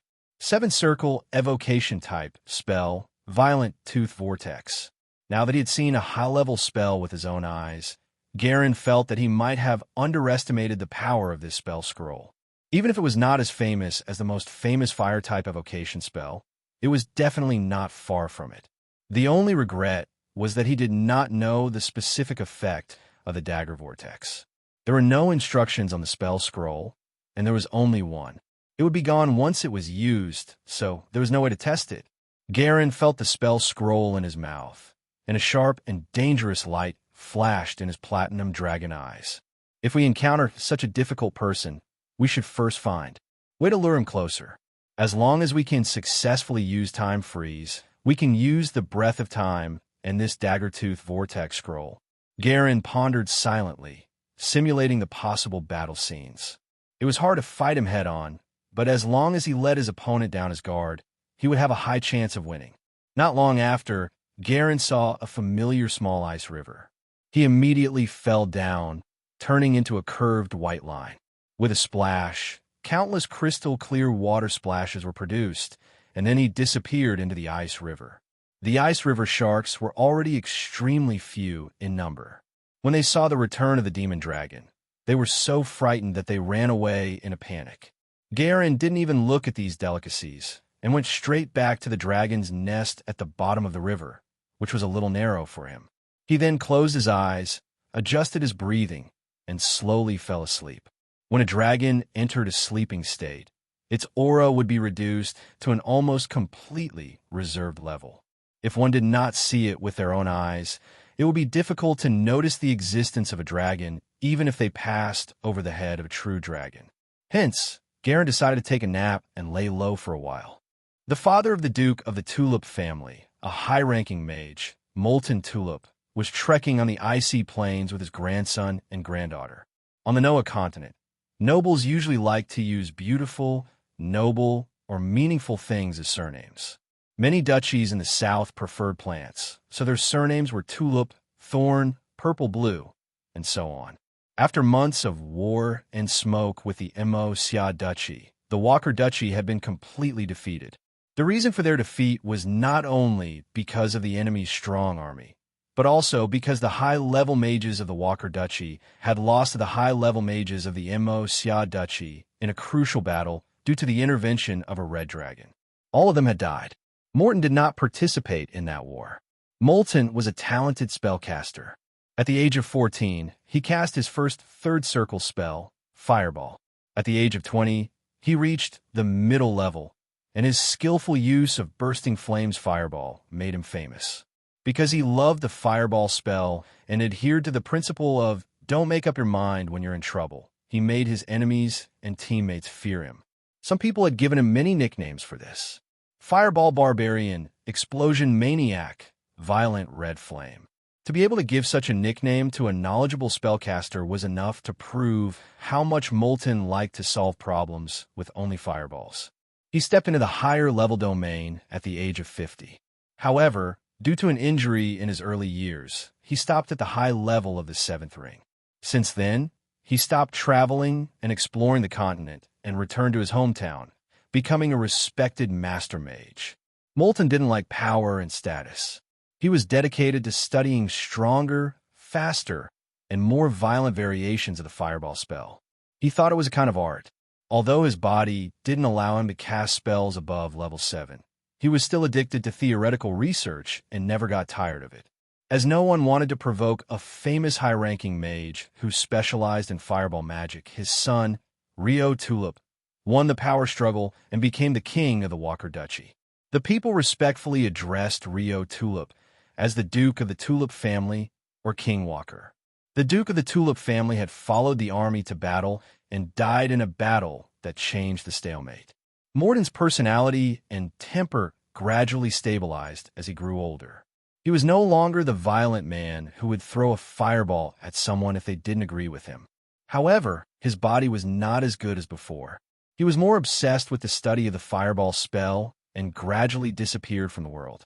When the army of the Kingdom of Masha arrived, he had just opened the wizard tower that had been sealed for a long time and walked out. Then, he heard the news of his son's death and the changes in the country. The furious Morton wanted to turn all the soldiers of the Principality of Masha into ashes. However, the Duke of Thorns had heard of Morton's rumors and sent 2 high-level sorcerers with him. They did not stop after the city was destroyed. They wanted to eliminate the Tulip family to prevent future trouble. In the past, Morton would have released his anger at all costs. Even if he died, he would make his enemies pay. However, he could not do that now, because his son had left behind 2 young children. The children weren't like Morton, who was in his twilight years. They still had a long life ahead of them. Looking at the 2 children who were scared and panicking, Morton calmed down and planned to take them to escape from the Southern Kingdom. Under the pursuit of the 2 high-level mages, they would venture deep into the icy plains of the extreme north. This was because a high-level evocation mage who specialized in fireball magic was like a human-shaped nuclear bomb. No one would be at ease with such an enemy living in the dark, and they would pursue him relentlessly. In the depths of the ice plains of the extreme north, there was a good friend that Morton had made when he was young. He was a kind and pure person who loved to help weak creatures and fight against injustice. He crossed the plains, the forests, the mountains. Finally, they arrived at the icy plain. However, under the relentless pursuit of 2 high-level mages whose magic power was no weaker than his at his peak, Morton's old injury reappeared. His speed was getting slower and slower, and with the 2 children he had to take care of, he knew that he would be caught sooner or later. At that time, his magic power would be exhausted, and he wouldn't be able to resist at all. Thus, Morton decided to stop and rest while waiting for the enemy to approach. The 2 6-year-old children, Lilith Tulip and Yamos Tulip, looked at Morton with worry. "Grandpa, how do you feel?" The blonde girl with a pair of clear blue eyes asked weakly. "So similar." Morton looked at the little girl, Lilith, and a warm current surged in his heart. His eyes flashed with reminiscence. "We'll carry you, don't give up." The little boy, Amos, had a tender voice, but his face was calmer than those of his age. He had blonde hair like Lilith, but his eyes were brown, and his skin was wheat-colored, unlike Lilith's milk-like color. Hearing his grandson's words, Morton smiled and touched their little heads. "Silly child, your grandpa is very powerful.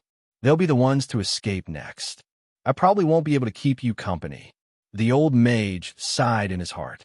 The only thing that comforted him was that the 2 children had inherited his talent. They were only 6 years old and could already cast some simple first circle spells. Moreover, they were all evocation-type spells with great power. In addition, he was equipped with excellent magical instruments. As long as his luck was not too bad, and he did not encounter top ice field hunters like white dragons or winter wolves, there was a high chance that he could find his friend alone. Lilith clenched her little fist and said happily, "Grandpa is the best. Beat those bad guys away, and then we can go home." Yamos was not as naive as his sister. Judging from Morton's depressed and reluctant expression, he knew that Morton would not be as relaxed as he had said. Otherwise, why would he wait until now to decide to fight head-on? The little boy gritted his teeth and remained silent. A raging flame of revenge was ignited in his heart. Time passed by silently, and not long after, 2 figures appeared on the horizon. They were both men, middle-aged men who looked to be in their 40s. Their eyes contained the light of wisdom, and the elemental light around them was extremely dazzling. "Morton, hand over the lava key, and we'll give you a chance to live." As long as you don't set foot on the land of the southern countries and sign a contract under the witness of the god of light to never take revenge on the forces of the Masha Duchy.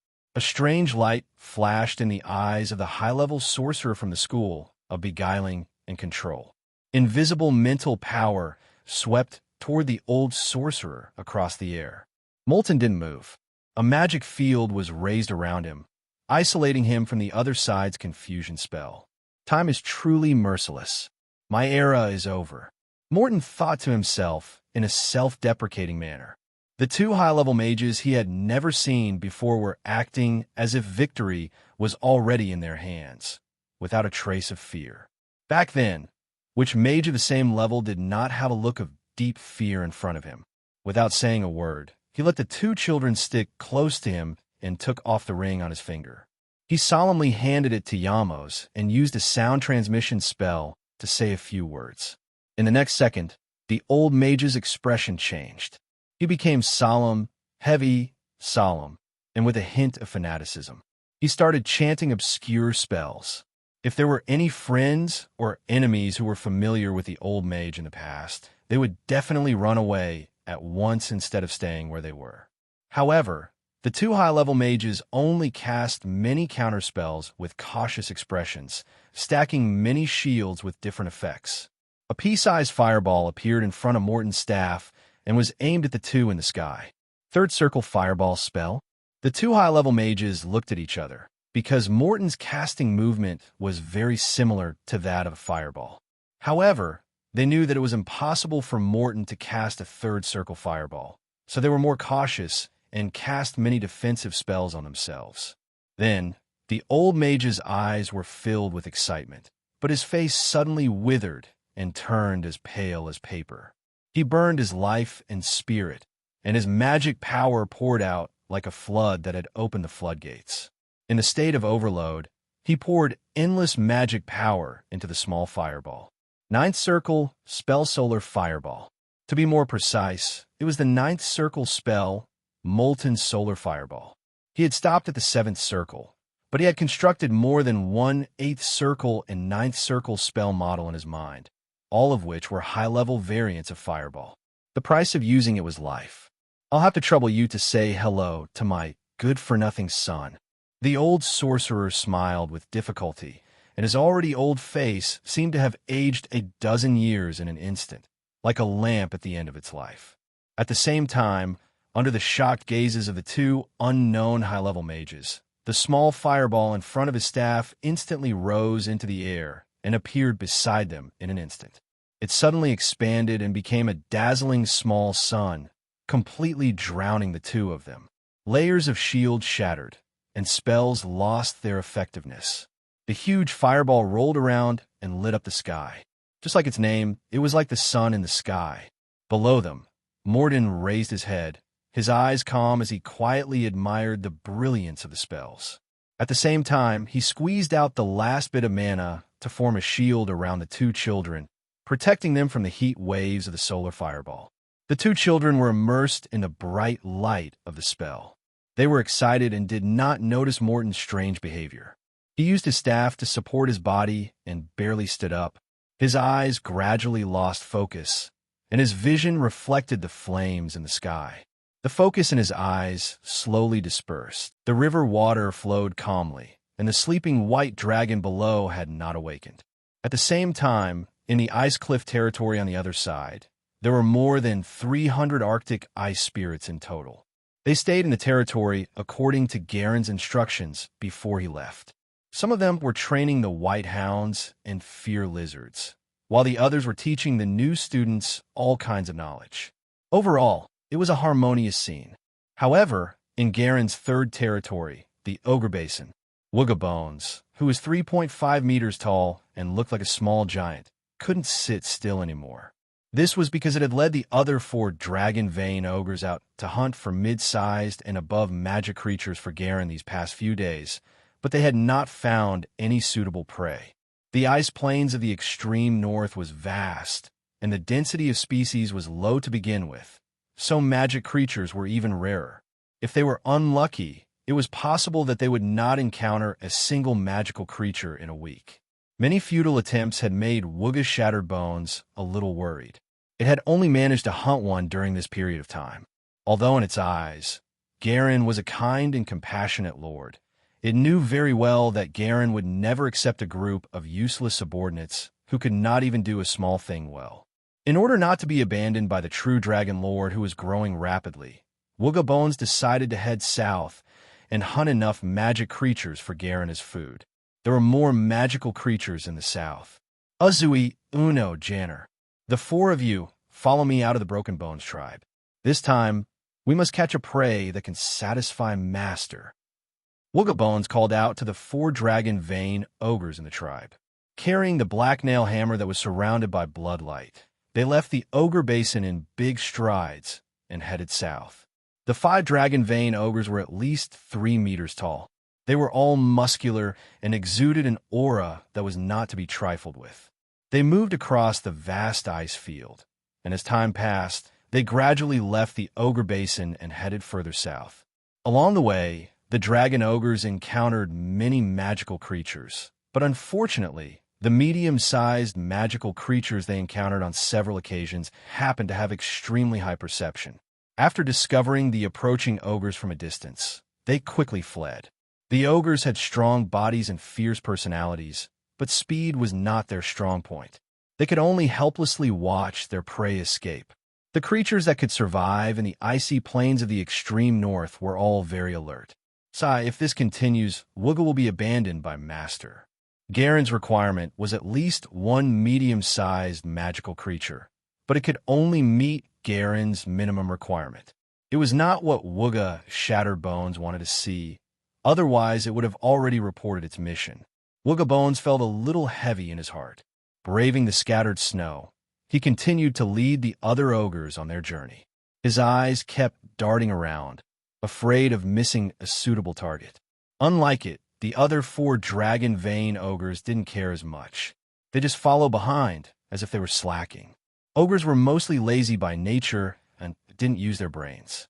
Wooga Shattered Bones, who was diligent and good at thinking, was an anomaly. Wooga Bone Crusher knew the nature of his clansmen and had tried many methods to change them. However, it was not easy to change the nature of a living creature. He could only turn a blind eye and think of using subtle means to slowly educate his clansmen. As silver-like snowflakes fell from the sky, a few dragon vein ogres walked to an icy highland. Looking down for the highest point, the view was wide and the scenery was vast. The cold wind whistled and hit the exposed skin of the ogres. Below was the gentle slope of the streamline, and further away was the flat terrain. There were high ground, basins, hills, ice valleys, but most of them were still barren white plains that stretched as far as the eye could see. At this moment, the dragon ogres weren't in the mood to appreciate the bright and open scenery of the ice field, because in their field of vision, on the gentle slope in front of them, 2 white and tender human children, who seemed to be delicious, were looking up in shock and staring at them in silence. There were 2 human children, a boy and a girl. They were both wearing exquisite robes that were engraved with mysterious runes. Cold winds from the ice plains of the extreme north blew past, but they were isolated by the invisible field that was automatically released by the robe. In addition, on their wrists, necks, and fingers, there were shiny ornaments that were emitting a faint light and attracting the surrounding elemental energy. The most eye-catching thing was the fiery red staff on the little boy's back. The fiery red staff was 1.3 meters long, and its entire body was covered with flame-like patterns. It was still emitting waves of heat, and a beautiful diamond-shaped crystal was embedded at the top. There was a flame-like liquid flowing and rolling inside, and one could tell at a glance that it was not an ordinary item.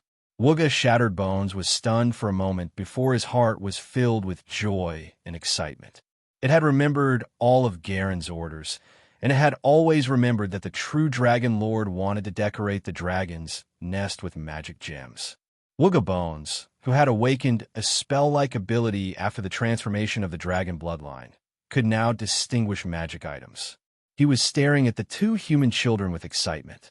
"Thank you for the gift of nature. Wooga Shattered Bones growled in Jotun and said, "Catch them." It took the lead and ran towards the two children in big strides. It was as aggressive as a tank, and the other ogres roared and followed behind. "Run!" After the little boy came back to his senses, his face turned pale. He pulled the little girl and turned to run. His intuition told him that these strange-looking ogres were very powerful and that he couldn't defeat them. They were running very fast, as agile as snow monkeys who often survive in the ice plains of the extreme north. They had obviously cast some spell. "Roar, roar, roar. You can't run away, delicious snacks. Don't run, I'm going to eat you." A dragon-vein ogre drooled as he shouted excitedly. The ogres had this thought. Humans were very delicious. Wooga Bones smacked the ogre's head and rebuked. "This kind of human snack should be offered to master, idiot. Stop drooling." Yamos and Lilith did not understand the language of the giants, but the malice on the ogres' faces was so obvious that they could understand their intentions without the need for words. A few minutes later, Amos and Lilith were surrounded by the dragon ogres, and their faces were pale. Around their bodies, there was a bowl-shaped fire shield blocking the ogres. An ogre curiously poked it and immediately started blowing on it. His skin was red and steaming. Because he had inherited the white dragon's bloodline power, the white dragon's low resistance to fire damage also appeared on the dragon ogre. Moreover, the quality of the fiery red staff was very high, and a very small amount of mana to activate a defensive spell could stimulate a good effect. Seeing this, Wooga Shattered Bones was even happier. This meant that the two human children were actually young spellcasters. In the past, the two-headed ogre leader loved the flesh and blood of spellcasters. He thought that if Garen saw the tribute he offered, he would definitely be very happy. Thinking of this, Woogabone's crusher slowly raised the black nail hammer. The muscles on its arm were like little mice, and the black nail hammer was wrapped in a bloody light, which made Amos's scalp numb. "Hey, little guy, you're now Wooga's spoils of war." Woogabone's crusher laughed hideously and smashed down with a black nail hammer in his hands. Thump! Under the horrified gazes of Amos and Lilith, the fire shield exploded into a large number of sparks and cracked. After the first strike, the storm-like hammer landed on the fire shield, and cracks spread out like a spiderweb. Soon, Yamo's magic power ran out, and his face was... Garen's body moved slightly. He wanted to spread his dragon wings to stretch his muscles, but the slightly narrow dragon nest caused his dragon wings to hit the edge of the wall, leaving an obvious scratch. We should be safe now. He calculated the time and realized that he had been asleep for almost 2 weeks. Now, his stomach was empty, and he felt waves of hunger. Garen grabbed the broken armor and the rusty iron sword, and quickly left the river dragon's nest with the turbulent water. He reappeared under the sky of the ice field in the extreme north in the sparkling water that splashed all over the sky. The bright and warm sunlight shone down from the sky, gilding the world of white snow with a layer of gold. Garen raised his head to look at the sky and saw a silent sun, quietly emitting light and heat, nurturing all things. The golden sunlight fell on Garen's dragon scales, and for a moment, he looked a little golden, as if he had changed from a white dragon to a golden dragon. When I was sleeping, the polar night passed. With the arrival of the polar day, if there was no particularly bad weather, the sun would cover the ice plains of the extreme north for half a year. In this half a year, the ice and snow in many places would melt, revealing the yellow-brown frozen soil below. Some plants with tenacious vitality would also welcome the blooming of life after surviving the polar night. After observing the scenery of the extreme day for a while, Garen flapped his dragon wings, and his body turned into a straight white line, speeding towards the ice cliff territory. Not long after, he returned to the ice cliff territory. After throwing the 2 ancient collections he had first dug up into the ice cliff dragon's nest, Garen flew out of the dragon's nest in the still howling cold wind and headed straight to an area in the northwest corner of the territory. A few minutes later, a group of huge strength mammoths appeared in Garen's field of vision. These large wild beasts were leisurely strolling in groups. They looked like elephants, but their bodies were stronger. When they moved in groups, the earth would shake. They were covered in thick fur and had a pair of spear-like snow-white mammoth tusks, which the white dragon lady used as a mask. However, what did not match their size was that this group of strength mammoths were quite timid. Or rather, he was rather timid when he encountered a dragon. As soon as Garen appeared, his dragons might spread out. A group of strength mammoths that were not much heavier than him suddenly felt their limbs go soft. They trembled in fear under the supernatural mental shock of the dragon's might and did not even run. He grew up in vain, Ingluo. Garen shook his head and swooped down at a low altitude. His dragon claws grabbed onto an adult mammoth before he quickly flew up. The panicking strength mammoths instead broke free from the dragon's might shock and kept moving around in the air.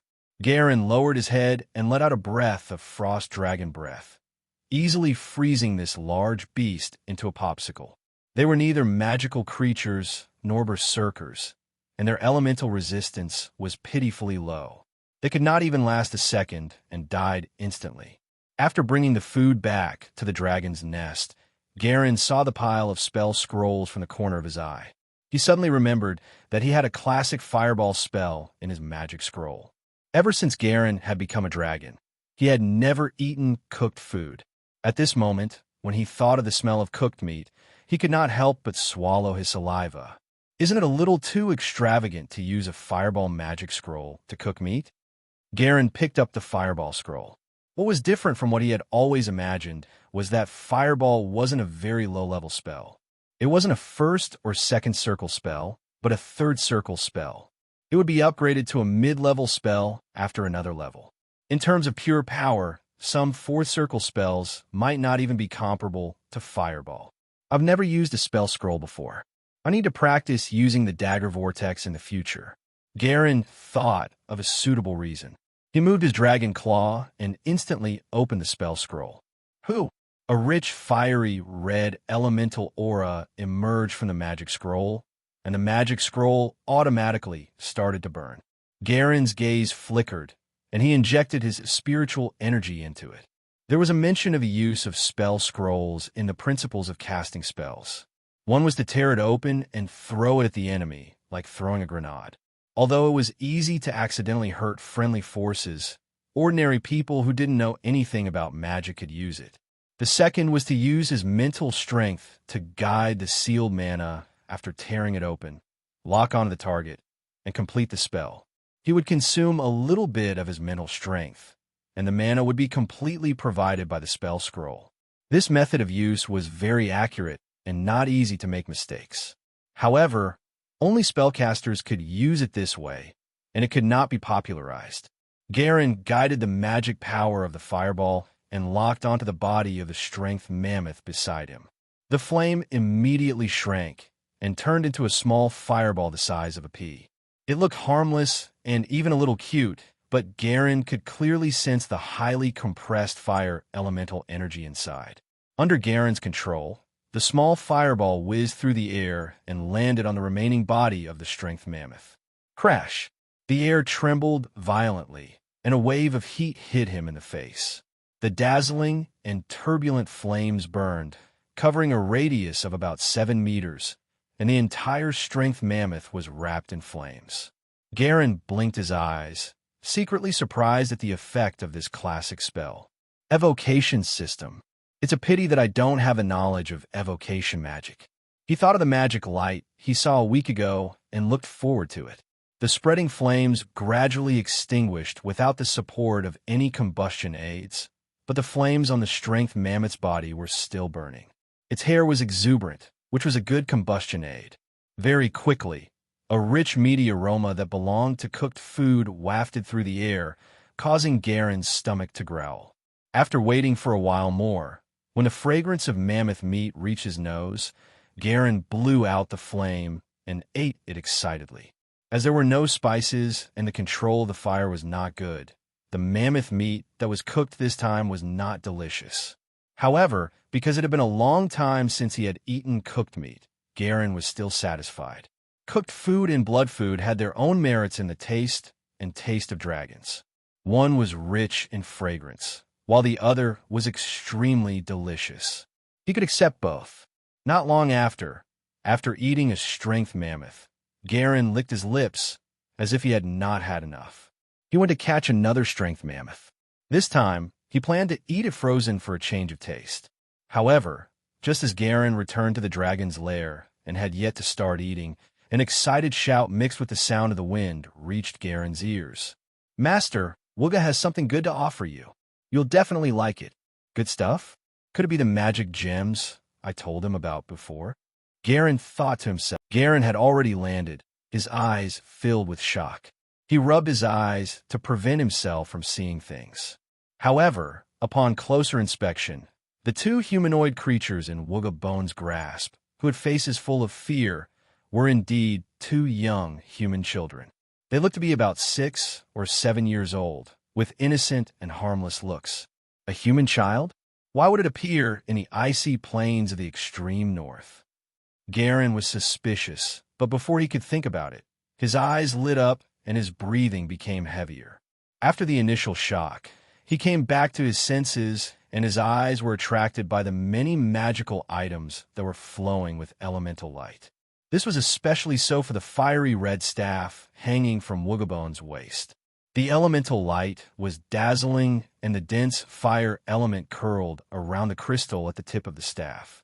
Inside the crystal, clusters of flame-like liquid rose, which looked strangely beautiful and mysterious. Apart from that, the two children were also wearing robes engraved with runes, exquisite necklaces, bracelets, boots. All of them were magic items, wrapped in a faint elemental light. At the same time, the two human children's faces turned pale. They looked at Garen's large dragon body with respect and fear. The dragon wings blocked the sun, and the shadow it formed covered the ogres and the humans. Dragon. Even 6-year-old children had heard of the dragon. On the Noah continent, the adults loved to use stories of the 5-color dragons eating people to warn their children not to stay outside at night. In addition to the 5-colored evil dragons, there were also all kinds of good dragons that traveled in human society and left behind stories and legends with human friends. Dragons were the creatures that humans on the Noah continent most yearned for and feared. Garen stretched out his dragon claw and pointed at the fiery red staff. Wooga Bones immediately released the two children and placed them on the cold snow at the side. He then raised the fiery red staff with both hands and offered it to Garen respectfully. Now that they were in the true dragon's territory, these two little kids couldn't escape no matter what. There was no need to keep holding on to them. Garen glanced at the two human children, not saying a word. Immediately, he retracted his gaze and looked at the fiery red staff. Then he asked Wooga, Shattered Bones, and Jotun, "Where did you capture these two humans?" Wooga Shattered Bones immediately told Garen everything that happened. Finally, it licked its lips as if it had thought of something and said to Garen, "Master, human meat is very delicious, especially young children's. You should eat it while it's hot. If they freeze to death, it won't be good." Garen was at a loss for words. "You've eaten humans before?" No, Wooga heard it from the old ogres. But those old ogres also heard it from the older ogres. Wooga Shattered Bones shook his head in embarrassment. It was not easy to see humans in the icy plains of the extreme north. It was impossible for ordinary people to come to the barren and cold, icy plains of the extreme north. Garen turned his head, his dragon claws playing with the fiery red staff as he looked at the two children. The little girl was fair and tender, with a head of thick golden hair and milk-like skin. At this moment, she was biting her lips tightly and did not dare to say a word. She lowered her head and did not dare to look at Garen, her body trembling nonstop. At the same time, the little boy beside the little girl saw Garen's gaze on the little girl. He moved and protected the little girl behind him. He raised his head stubbornly and looked straight into Garen's eyes. Garen was stunned and looked at the little boy with interest. His platinum dragon eyes were sharp and dangerous. When he focused his attention on the little boy, a trace of dragons might naturally exuded. The fear of being targeted by a top-tier predator was like a mountain pressing down on the little boy's face.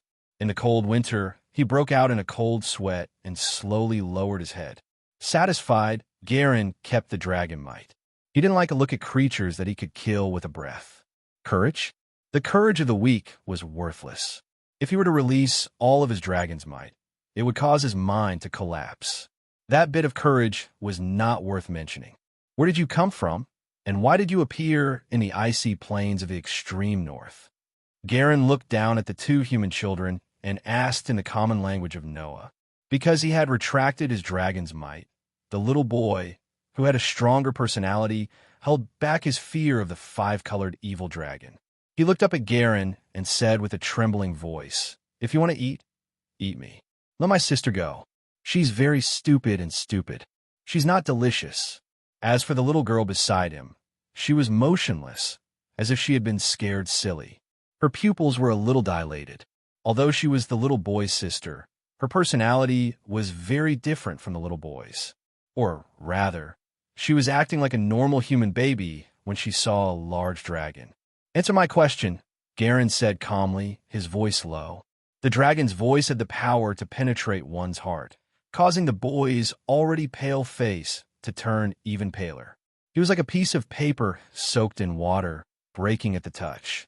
Then, as if he had recalled something, the little boy suddenly clenched his fists, and there seemed to be a fire burning in his eyes. He then slowly told Garen what he knew. As Garen listened to the little boy's story, he was deep in thought. The human nations in the south were at war. Now, a trace of the aftermath of the battle had extended to the icy plains of the extreme north. "What are your names?" "My name is Amos Tulip. My sister is Lilith Tulip." "Yes," Amos answered honestly. Garen didn't say anything else. He toyed with the fiery red staff while thinking about how to deal with these two human children, the descendants of high-level wizards. On the other side, Yamo's voice was hoarse and his heart was filled with fear, but he still braced himself and took the initiative to say, "Respected true dragon, if you like Grandpa's staff, it's yours now." Garen's gaze was deep as he lowered his head slightly and said, "You seem to be mistaken about something. It's already mine." The petite and pitiful Lilith fainted on the ground without a word. Garen looked at the two humans. There was no pity or sympathy in his heart for his former kind, nor was there any prejudice or disgust. He only had the same normal heart as when he looked at other creatures. At the beginning of his birth, he was still a little like a person wearing dragon skin. From time to time, he would recall his human self, and his emotions were wavering. However, as time passed, he became pure. Garen had already noticed this change, but he had never resisted it, whether it was a human or a dragon. He was who he was. While Garen was sighing in his heart, Yamos was racking his brain, trying to find a way for him and his sister to survive. After a dozen seconds, Yamos suddenly grabbed onto a life-saving straw and hurriedly shouted, "My respected true dragon, I would like to make a deal with you." Garen's gaze flickered slightly. He said calmly, "You're all my spoils of war from head to toe. What do you have to make a deal with me?" Yamos thought of the whisper the old mage had whispered in his ear before he died.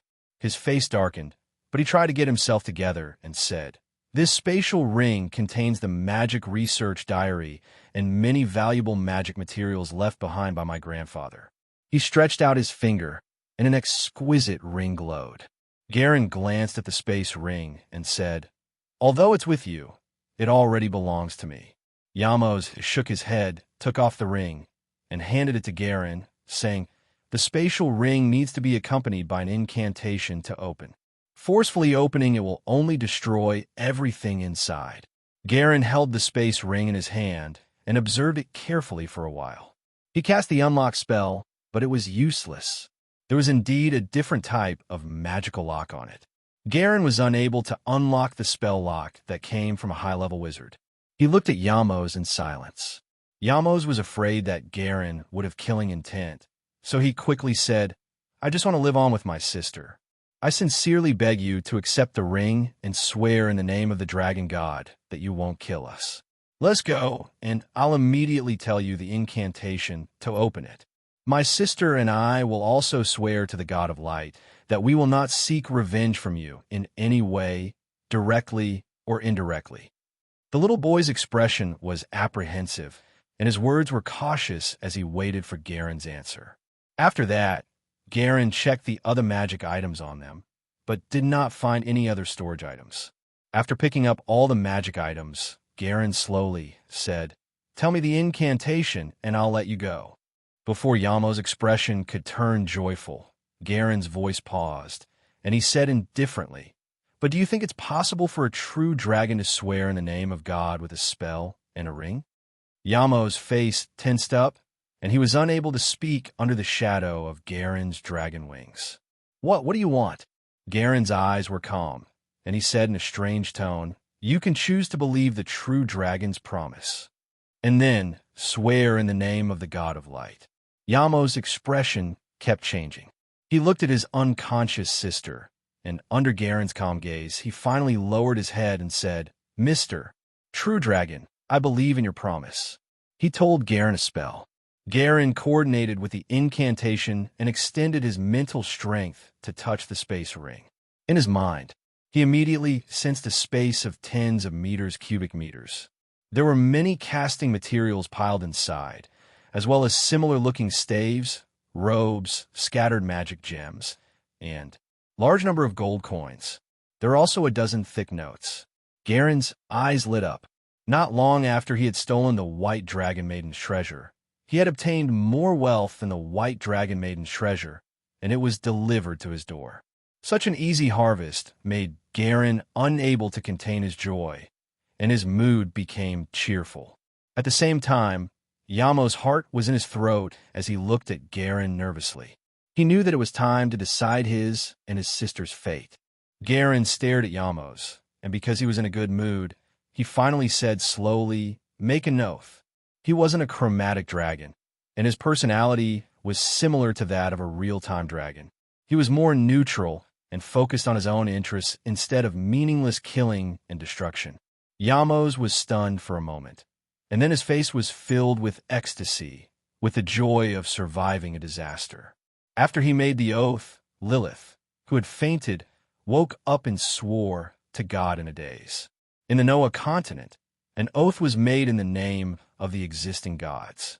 If one violated it, they would attract the attention and curses of the gods, and the consequences would be quite serious.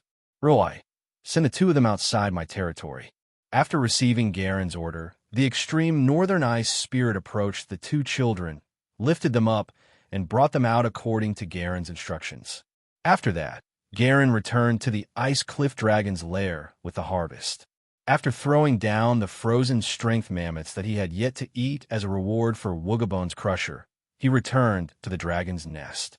In the ice cliff dragon's nest, Garen's eyes lit up as he examined the space ring. This bright white ring was made according to the size of a human's finger. He could not wear it at all, and it was not even as big as Garen's dragon scale. A few seconds later, he chanted an incantation and focused his mind on the spatial ring. Immediately after, a series of ripples appeared in the space, and a large number of things fell out, quickly turning into a small pile. Most of them were magic materials that Garen did not recognize. Some plants, biological tissues, stones with runes engraved on them. They were all well preserved. Other than that, what interested Garen the most were the magic gems, the gold coins with the tulip family's pattern, and a dozen thick notebooks. He poured all the magic gemstones and gold coins on his large ice crystal bed.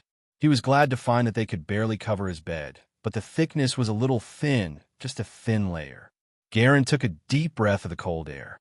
The elemental energy that had become denser made him feel very comfortable, and his blood flow seemed to have sped up.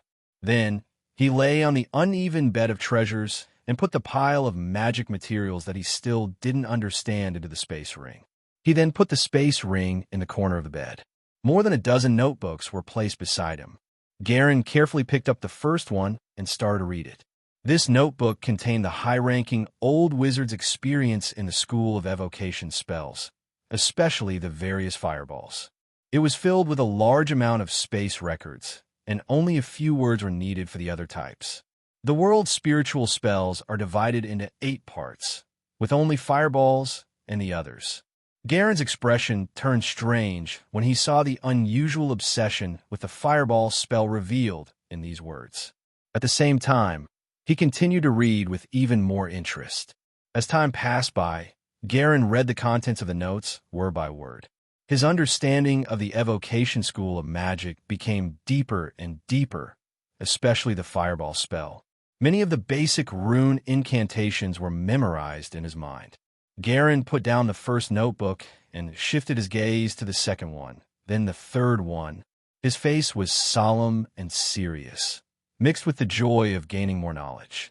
After 3 full days of nonstop research, Garen slowly let out a breath and closed the last notebook. He was still a little unsatisfied. There were a total of 16 notebooks. The 11th book was the old wizard's lifetime of spell experience. Garen had benefited a lot from his own knowledge and understanding of the evocation system after reading it. But what made him even happier were the other 5 books. If the 5 notebooks were spread, it would definitely cause a battle between the evocation school of Thought's mages on Noah Continent. This was because they recorded a large number of 7th circle and above high-level fireball variations. There were 3 different types of 9th circle fireball alone, and the spell model was densely packed with complicated and mysterious runes, making Garen dizzy. The value of these notes is more than everything else combined. Garen had already memorized all of this in his mind, but he still kept all of the notes away solemnly. Immediately, he closed his eyes and used his mind power as a pen. He focused his mind and slowly outlined a spell model that looked like. This process required the caster to use strong mental strength to create a flawless model from nothing. The caster had to be able to imagine every detail, the shape of the runes, the order of the arrangement, the turning of the lines. An ordinary person's spiritual power, without training, was only enough to inscribe simple geometric patterns in their consciousness. It was not an easy task to inscribe all the details of a burning fireball. Garen's mental strength was sufficient. However, when he was constructing the spell model, he had failed twice due to his lack of experience and spent more than an hour on inscribing the runes of the evocation school for the first time.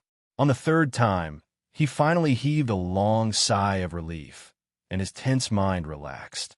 A lifelike fireball, formed by more than 300 runes arranged in a special way, was suspended in Garen's consciousness world. It's done. Garen's face was filled with joy as he stretched out his dragon claw. He chanted the fireball spell's activation incantation and injected his mana into the spell model. In the next second, a small fireball the size of a pea appeared on Garen's fingertip. Compared to his body, it was like an insignificant light spot. The 3rd circle fireball looked so harmless. It was just a small fireball the size of a pea. Who would have thought that it was the most powerful spell among all the inferior spells? Go! With a thought, Garen reached out his hand and pointed. The small fireball between his fingers suddenly flew out, drawing a bright line in the air, and landed on the ice crystal wall. Crash! The heat waves rolled and clusters of flames burned fiercely, covering an area of about 10 meters in radius, causing a small area to be covered in a sea of fire. The momentum was quite impressive. The spells I cast myself are much more powerful than the spell scrolls. Garen stretched out his dragon claws and placed them in the flames to roast himself. Garen felt a wave of heat, but the instant contact was not enough to make him feel any pain. His constitution was mainly based on the time dragon, so he had a high resistance to elemental damage of all attributes, unlike the white dragon, which could cause double damage from fire attribute attacks. After being in the fire for a while, Garen felt a slight burning pain. If he did not feel it carefully, he would not have noticed it. This was the most powerful, and its effect was comparable to a level 4 spell, Fireball. The damage it could cause to him was very limited, and he was only 2 years old. Garen himself was not sure how high his magic resistance was. Dragons' magic resistance would increase as they grew older, and ordinary ancient dragons were immune to most mid-level spells. Garen felt that when he became an adult, perhaps only legendary spells would be able to affect him, and even high-level spells would not be able to hurt him. After warming his hands, Garen breathed out the frost dragon breath, turned his neck, and froze the raging flames around him. The burning flames were frozen in clusters of irregular ice crystals, looking like a work of art. After that, Garen did not continue to stay in the ice cliff dragon's nest. He flew out and found a relatively open and flat land in the territory, intending to learn and test the power of his spells here. After all, a dragon's lair was a place for sleeping and resting. Garen was currently holding the fiery red staff, deep in thought. Dragons could also use magic tools to strengthen themselves. Although the staff sized small to him, the effect was the same. Garen held the fiery red staff as if he was holding a toothpick, his eyes focused and calm. He cast the fireball spell again, but when he guided the magic power out, it did not leave the body directly, but passed through the fiery red staff. On the staff, a fiery red elemental light suddenly lit up, and a large amount of elemental energy was absorbed into the crystal at the top, strengthening Garen's magic power. In the end, a fireball was shot out from the tip of the staff and landed on the ground 40 meters away. Boom! The area within a 15-meter radius was instantly enveloped in flames. The power of the fireball spell was increased by about 50%. The rapidly rising temperature melted a large amount of snow, revealing the brown frozen soil below. This power is already a level 4 spell, and it's even stronger than an ordinary level 4 spell. The Dragon Breath imitation spell that the twin-headed ogre had used before was not as powerful as this fireball spell. Garen clenched his little staff, slightly moved. After casting the fireball spell with the fiery staff, both the coverage and the temperature of the flames have been greatly increased. Such a fireball spell would cause some damage to him. In the old mage's notes, the third circle fireball spell was the lowest level spell. 4.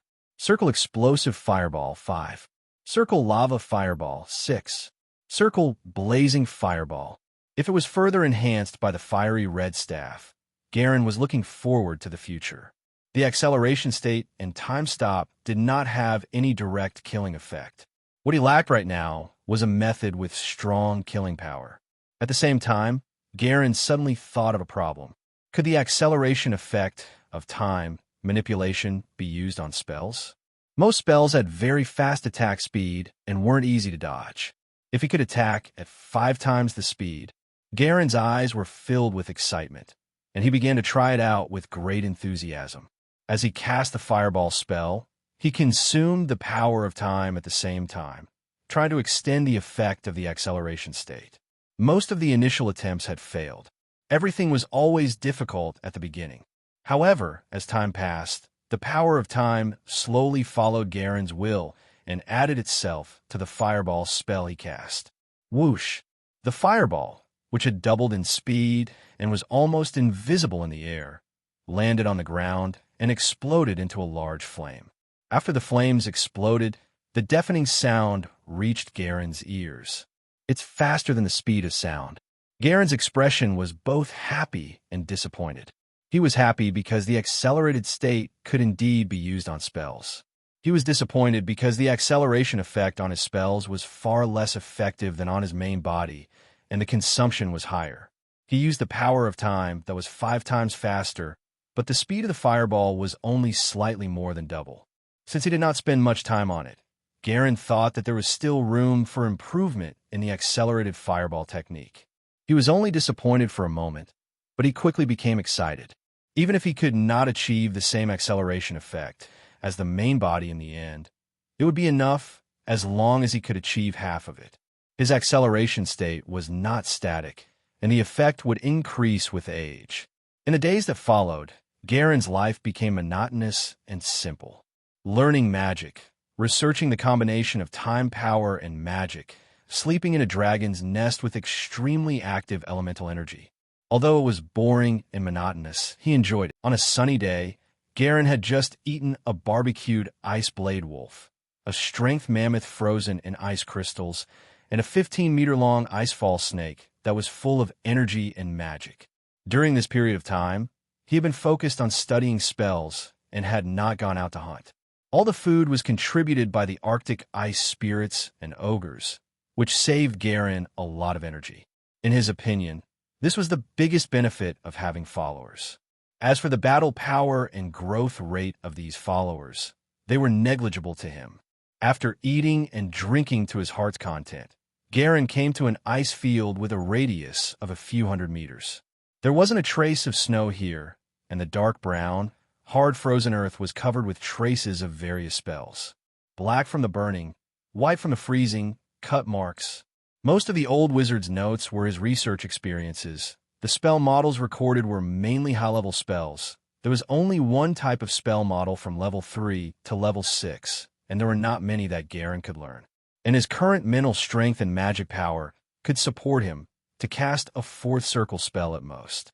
When he tried to inscribe a 5th circle spell model before, Garen failed as he was unable to inscribe all of it even after his mental strength was exhausted. Dragon's spiritual power also grew with age, and each time they slept, they would receive a substantial increase. The meditation technique used by human spellcasters was not suitable for dragons. In the old mage's notes, there was a kind of fireball meditation method. In the world of consciousness, one would meditate to form a giant fireball and let the flame burn one's consciousness to achieve the purpose of tempering one's mental power.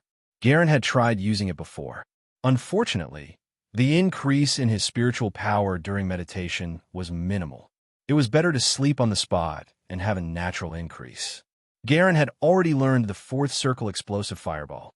After the power had been accelerated and enhanced by the staff, even Garen was secretly shocked.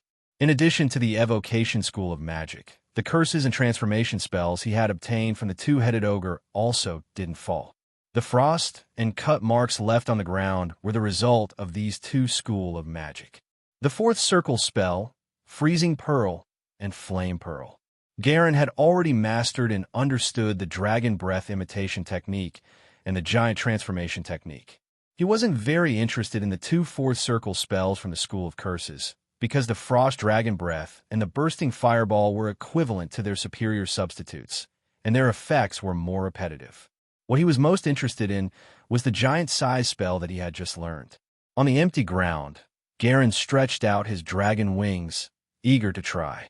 He injected his magic power into the spell model of the giant spell, and under Garen's control, cast it on himself. In an instant, a thick layer of elemental light appeared on the surface of Garen's body. In the rising light, his body began to expand at a speed visible to the naked eye. His dragon wings became wider and wider, and his dragon horns became thicker and larger. Soon, a 16-meter-long, intimidating, enlarged version of Garen stood on the spot. His wingspan, which was even longer than his body, was nearly 20 meters long. It blocked the sun and left a large shadow outline on the ground. Garen's face was filled with excitement as he slammed his dragon claw on the ground. Crash! The ground trembled violently, and soil and stones flew everywhere. A deep dragon claw-shaped crater was left in the ground, and around it were dense cracks in the shape of tree branches. The dragon claw clenched into a fist and power surged. Garen thought that in his current state, he could probably knock out the white dragon lady with one punch, and he wouldn't have to go through so much trouble that day. As he felt the magic power in his body flowing away rapidly, Garen played around excitedly for a while.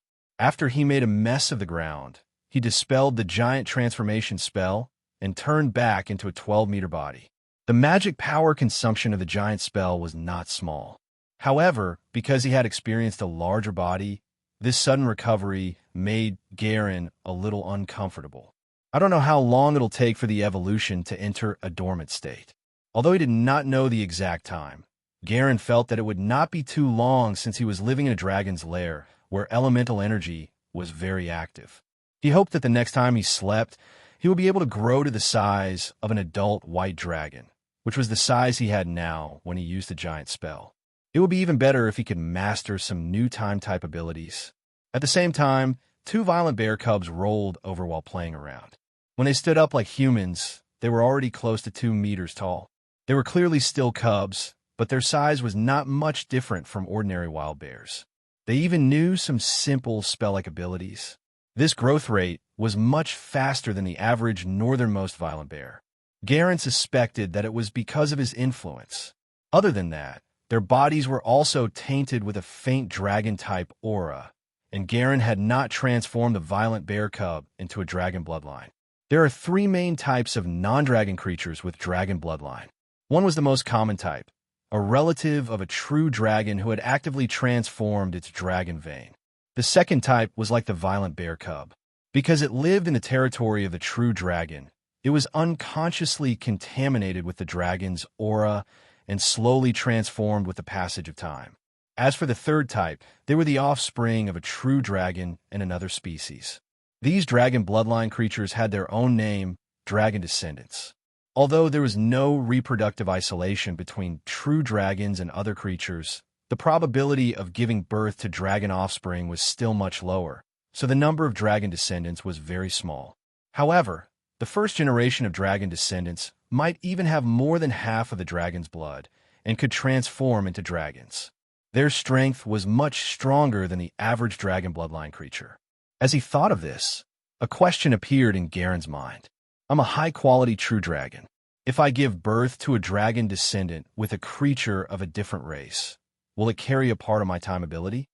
If I mate with a real dragon, will the dragon born be a time dragon or a white dragon? If I can find another legendary dragon partner, will my descendants have the abilities of two legendary dragons at the same time? Because of his desire to explore the unknown, Garen suddenly had the urge to create a dragon descendant. However, this urge came and went quickly. As a young dragon whelp who was not even 3 years old, this kind of thing was not within his scope of consideration. The two young violent bears saw Garen and came over to play with him affectionately. After playing with the two violent bear cubs for a few minutes, Garen returned to the ice cliff dragon's nest. He lay on a large bed of ice crystals covered with gems and gold coins, found a comfortable position, and closed his eyes to sleep. After mastering all the level 4 spells, Garen was now in a relatively idle state. There was no need to hunt, no new knowledge to learn, and other than sleeping and resting, Garen had no other activities. However, normal sleep could also help with growth, just that the effect was far inferior to the evolved sleep. Garen himself liked to sleep. When he was free, he would often return to the dragon's nest to sleep for a few days, lying on the treasure and enjoying the active elemental energy. Now, he could understand why the white dragon maiden was always sleeping. 3 days later, Garen woke up. He was full of energy. Since he had nothing to do at the moment, and his hands were itching to learn spells, but he didn't have the opportunity to use spells to fight, he planned to go out and hunt personally. As for the target he was going to hunt, he had already decided. It was the ferocious tiger that he had encountered before. It did not seem to be an easy opponent. He was already disdainful of attacking ordinary creatures.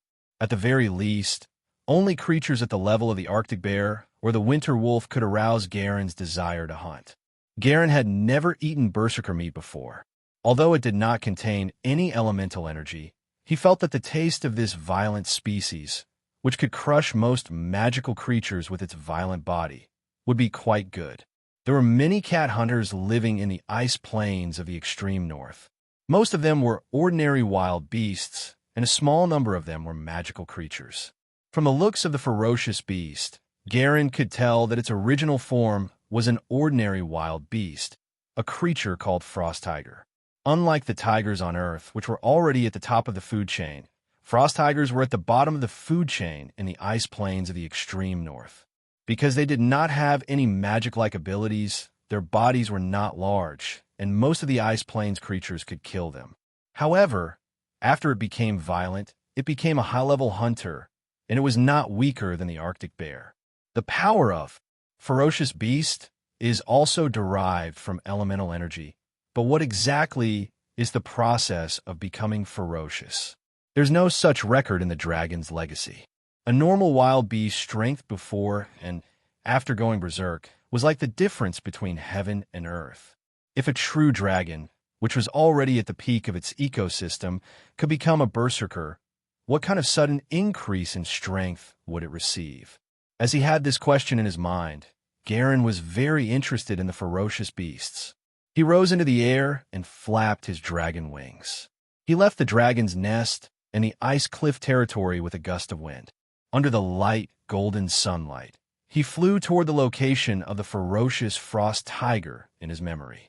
In the icy plains of the extreme north, powerful creatures usually had a relatively fixed territory. As long as the ferocious frost tiger was not dead, Garen could quickly find its tracks if he headed to the place where he had last met it. In the Arctic tundra, the reflection of the white snow seemed to cover the entire world with a layer of faint brilliance. It looked beautiful, like a scene from a dream. Without the obstruction of a blizzard, one's field of vision was extremely wide. Garen flapped his dragon wings high up in the sky, looking down at the ice plains of the extreme north as he moved. His long-range vision allowed him to clearly see the ground of the ice field, even though he was thousands of meters in the air.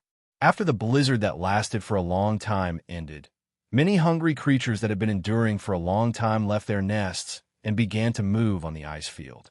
Garen saw a large number of blood hunts along the way.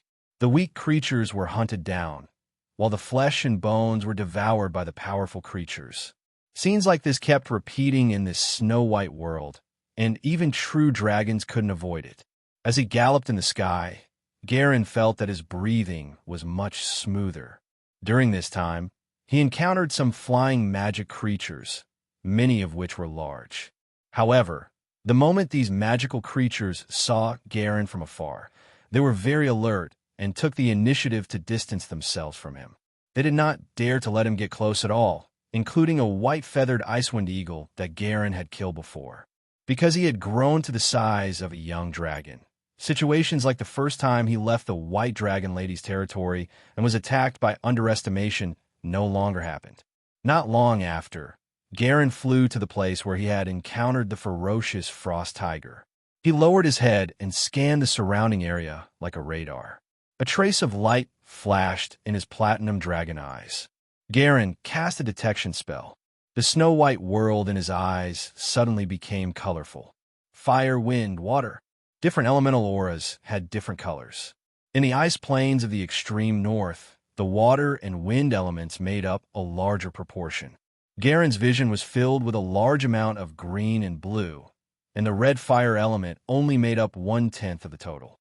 Only when he raised his head and looked at the sun hanging in the sky could he see the intense and dazzling fiery red elemental spiritual light.